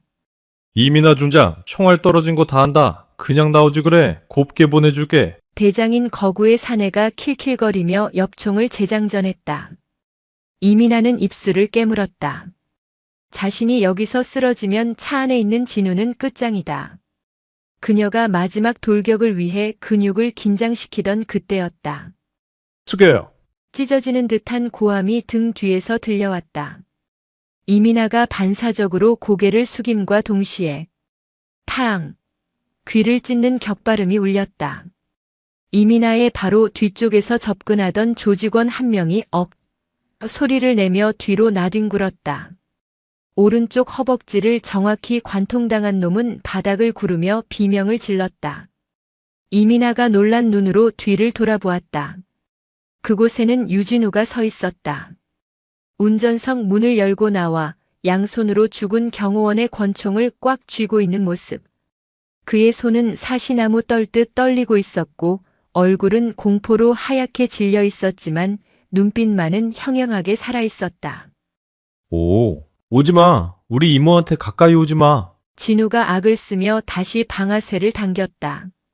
탕, 탕.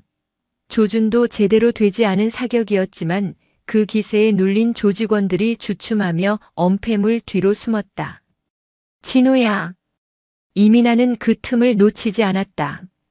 그녀는 바닥을 굴러 진우의 곁으로 이동했다. 바보 같은 녀석. 나오지 말라니까. 안 돼요. 이모 혼자 두고 나만 살 수 없어요. 진우의 눈에서 눈물이 주르륵 흘러내렸다.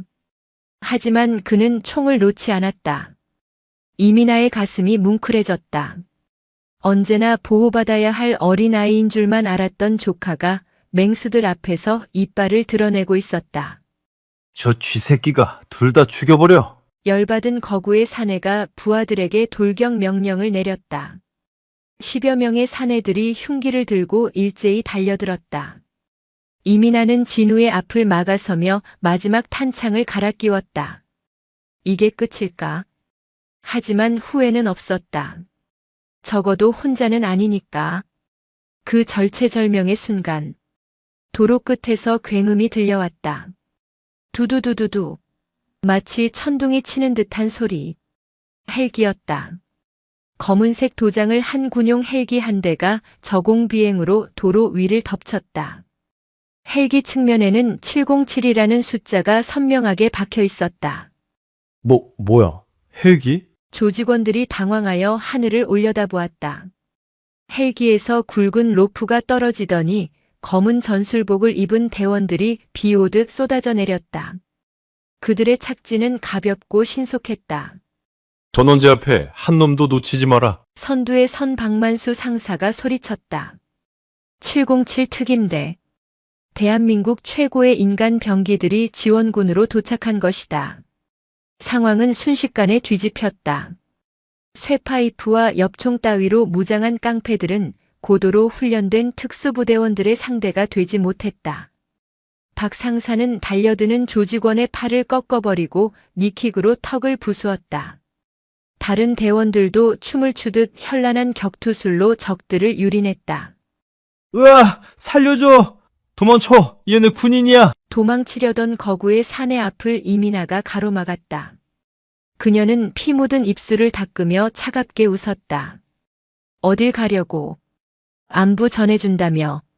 이 미친년이. 사내가 주먹을 휘둘렀지만 이민아는 가볍게 피한 뒤 그의 명치를 주먹으로 가격했다. 퍽.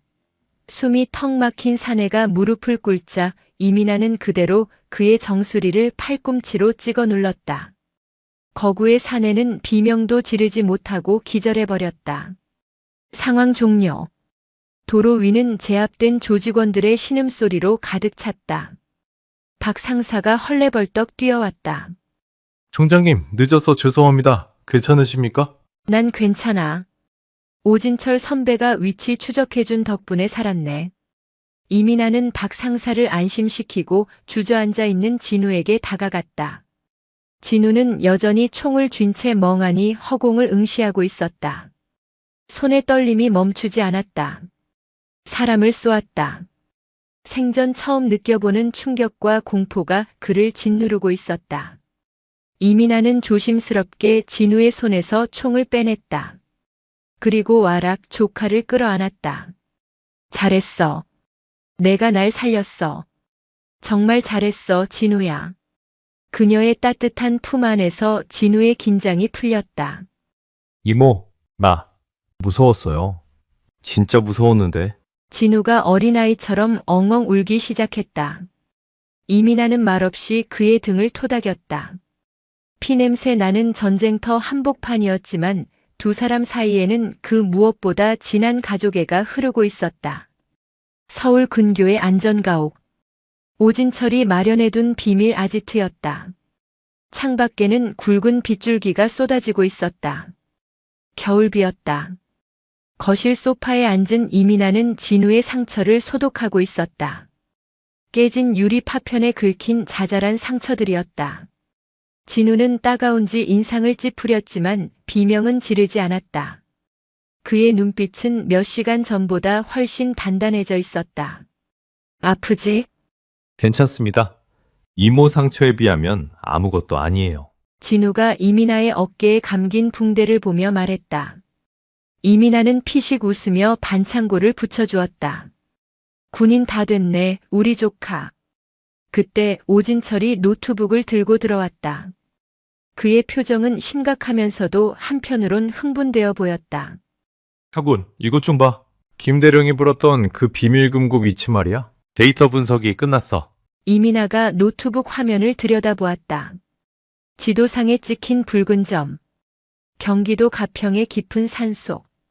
여기 청운산장이라는 곳이야. 명의는 다른 사람으로 되어 있는데 실제로는 장석군이 주말마다 들려는 개인 요새지. 그놈이 모은 비자금, 기밀 서류, 그리고 뇌물 리스트 원본이 전부 저기 지하 벙커에 있어. 요새라.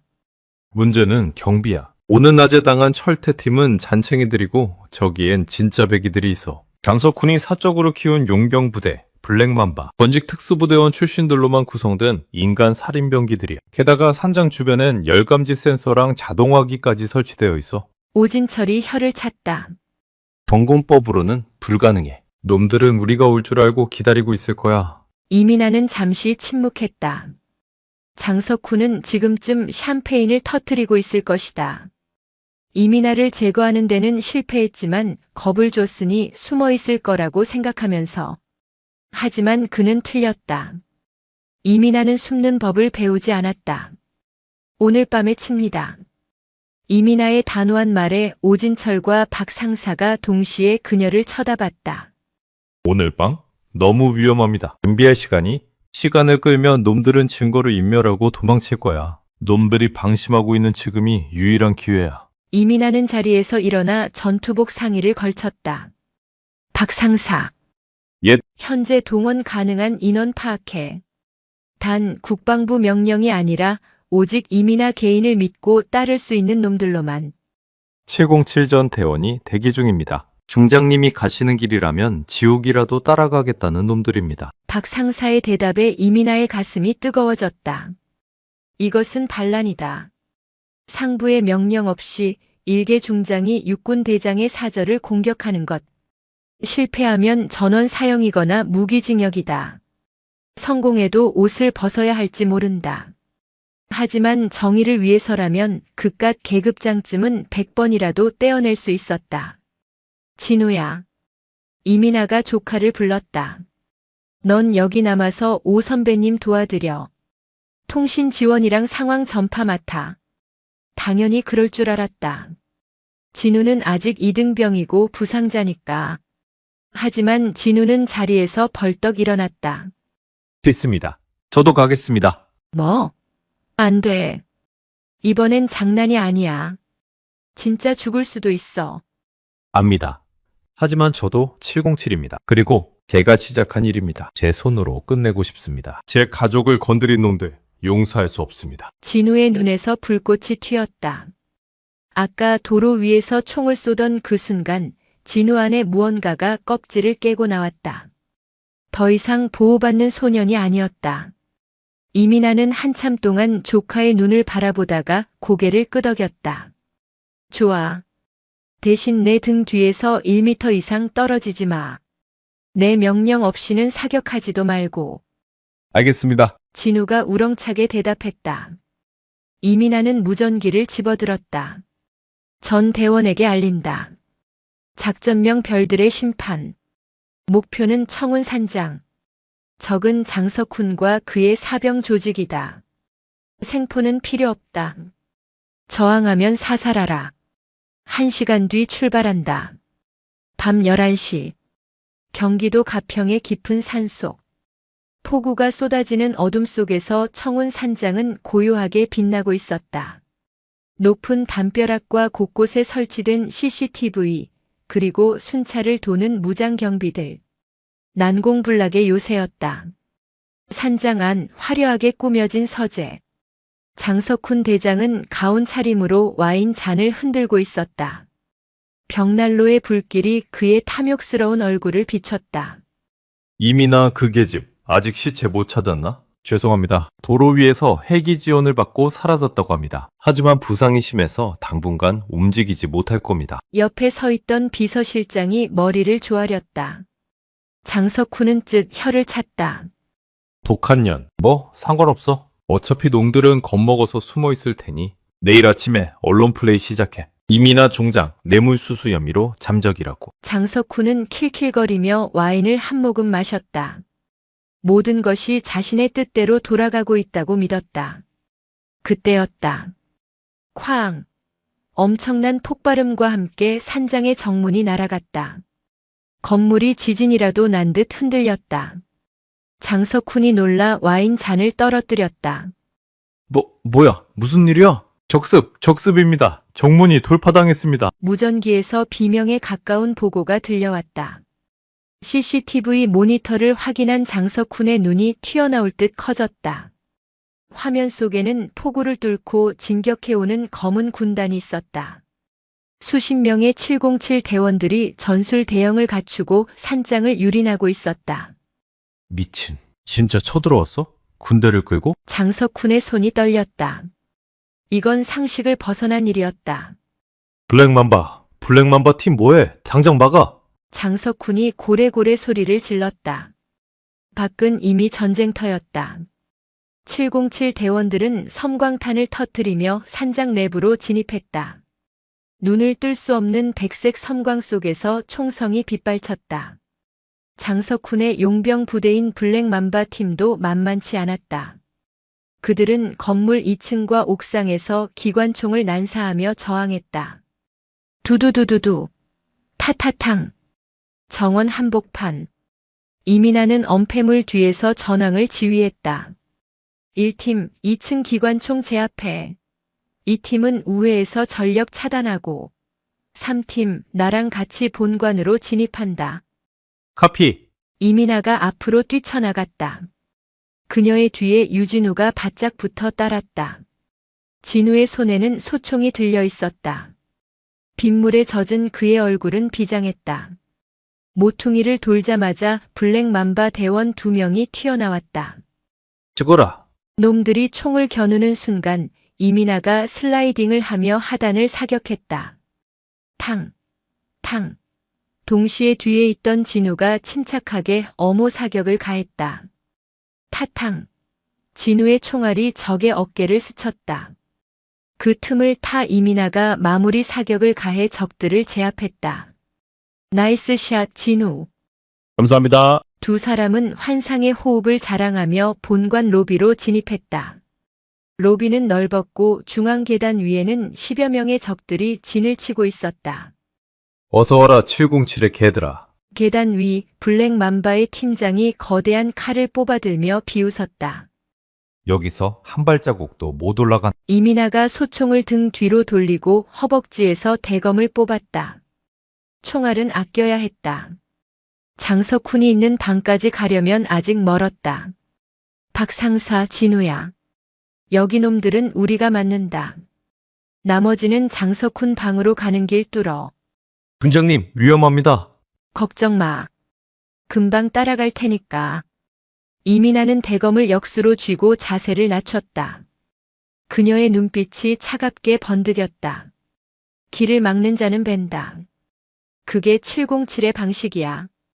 이민아가 바닥을 박차고 계단 위로 뛰어올랐다. 사나운 맹수들의 싸움이 시작되었다. 빗소리와 천둥소리, 그리고 칼과 칼이 부딪히는 쇠소리가 산장의 밤을 가득 채웠다. 별들이 폭우에 가려 보이지 않는 밤. 하지만 이 산장 안에서는 정의를 위해 타오르는 별들이 가장 밝게 빛나고 있었다. 그리고 그 별들의 중심에는 어느새 훌륭한 군인으로 성장한 유진우와 전설의 지휘관 이민아가 있었다. 산장 2층 복도는 화양 연기로 자욱했다.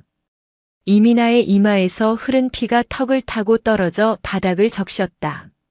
숨이 턱 끝까지 차올랐지만 그녀는 멈추지 않았다.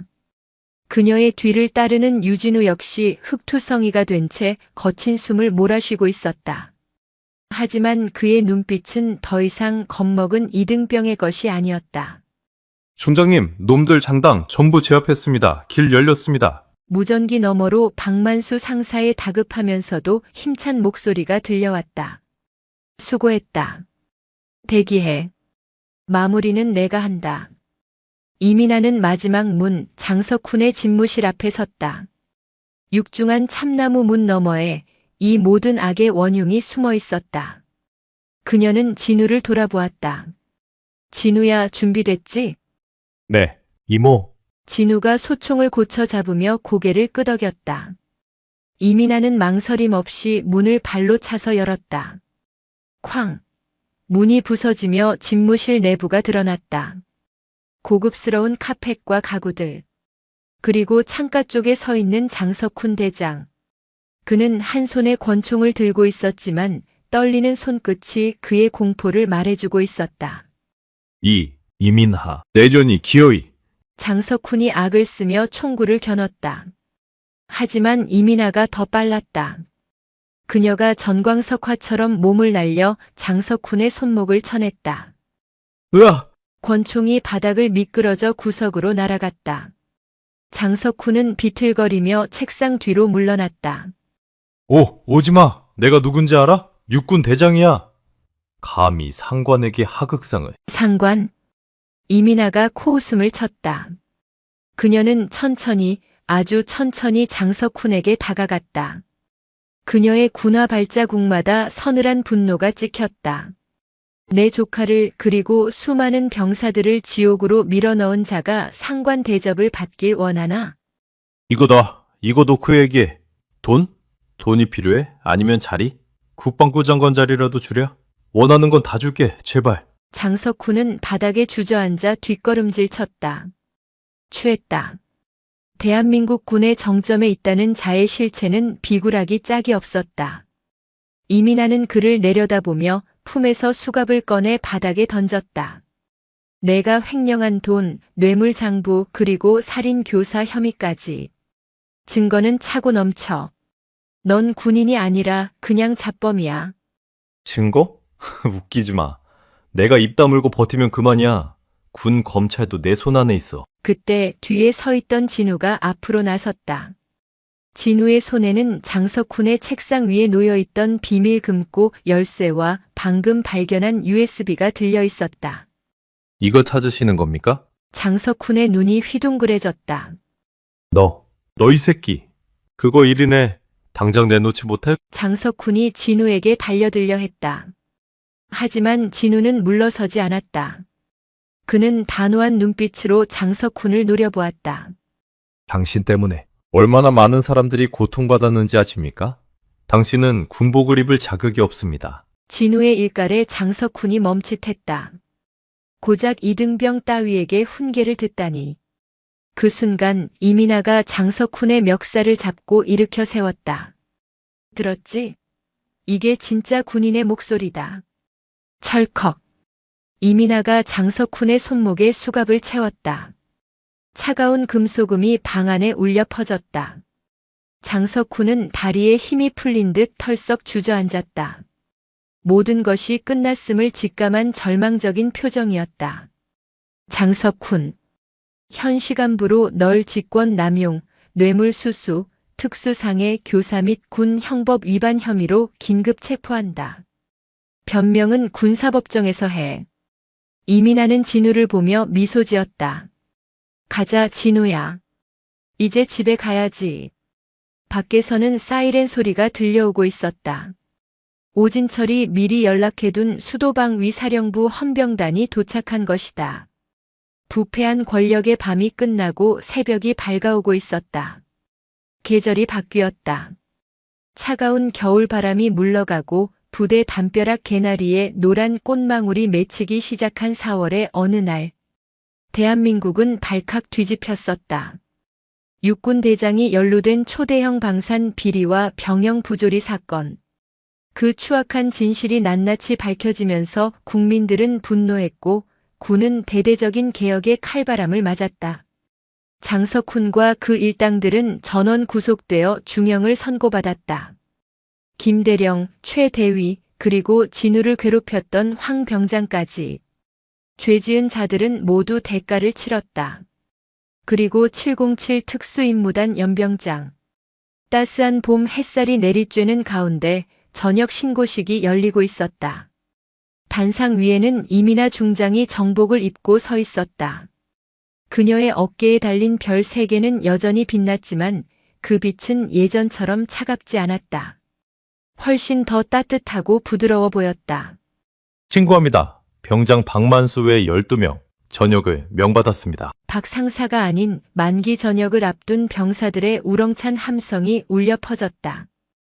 이민아는 흐뭇한 표정으로 그들의 경례를 받았다.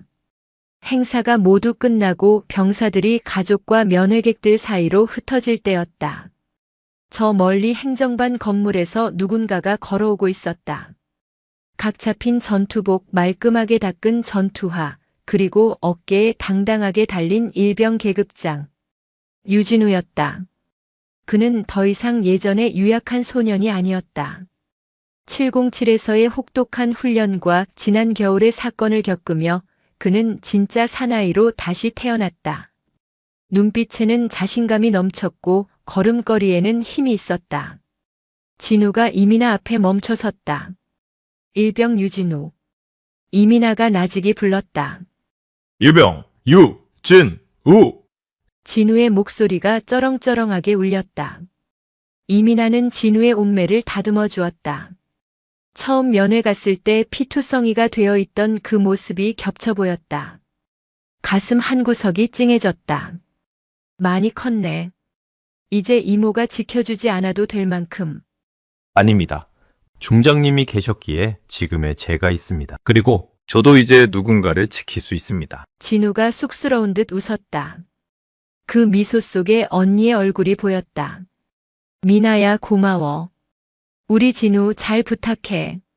하늘에 있는 언니도 지금 이 모습을 보며 웃고 있을 것 같았다. 오늘이 무슨 날인지 알지? 네, 어머니 기일입니다. 가자. 언니한테 인사드리러. 이민아와 진우는 차에 올랐다. 운전은 진우가 했다. 그들이 도착한 곳은 양지바른 추모공원이었다. 비석 앞에 하얀 국화꽃 다발을 내려놓았다. 사진 속의 언니는 환하게 웃고 있었다.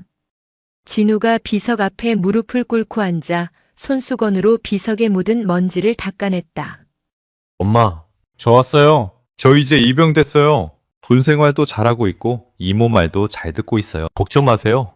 이민아는 뒤에서 묵묵히 그 모습을 지켜보았다. 그녀는 오랫동안 별을 쫓아왔다. 더 높은 계급, 더 강한 힘. 그것이 성공이라고 믿었다. 하지만 지난 겨울 그녀가 깨달은 것은 달랐다. 진정한 별은 하늘 높이 떠서 군림하는 것이 아니라 가장 어두운 늪에 빠진 사람을 비추어 길을 인도해주는 것이라는 사실을. 그녀의 어깨 위 계급장은 권력이 아니라 사랑하는 사람들을 지키기 위한 책임의 무게였다. 진우가 자리에서 일어나 이민아를 바라보았다. 이모, 응. 감사합니다. 저를 포기하지 않아 주셔서, 저를 구해주셔서. 진우가 천천히 오른손을 들어 올려 관자놀이에 갖다 댔다. 그 어느 때보다 완벽하고 절도 있는 경례였다. 그것은 상관에 대한 예우이자 가족에 대한 존경, 그리고 자신을 구해준 은인에 대한 무한한 감사가 담긴 경례였다. 춘성. 이민아의 눈시울이 붉어졌다. 그녀 역시 천천히 손을 들어 답례했다. 충성. 두 사람의 그림자가 봄 햇살 아래 하나로 길게 이어졌다. 늪은 말라 사라졌고 그 자리에는 희망이라는 이름의 꽃이 만발해 있었다.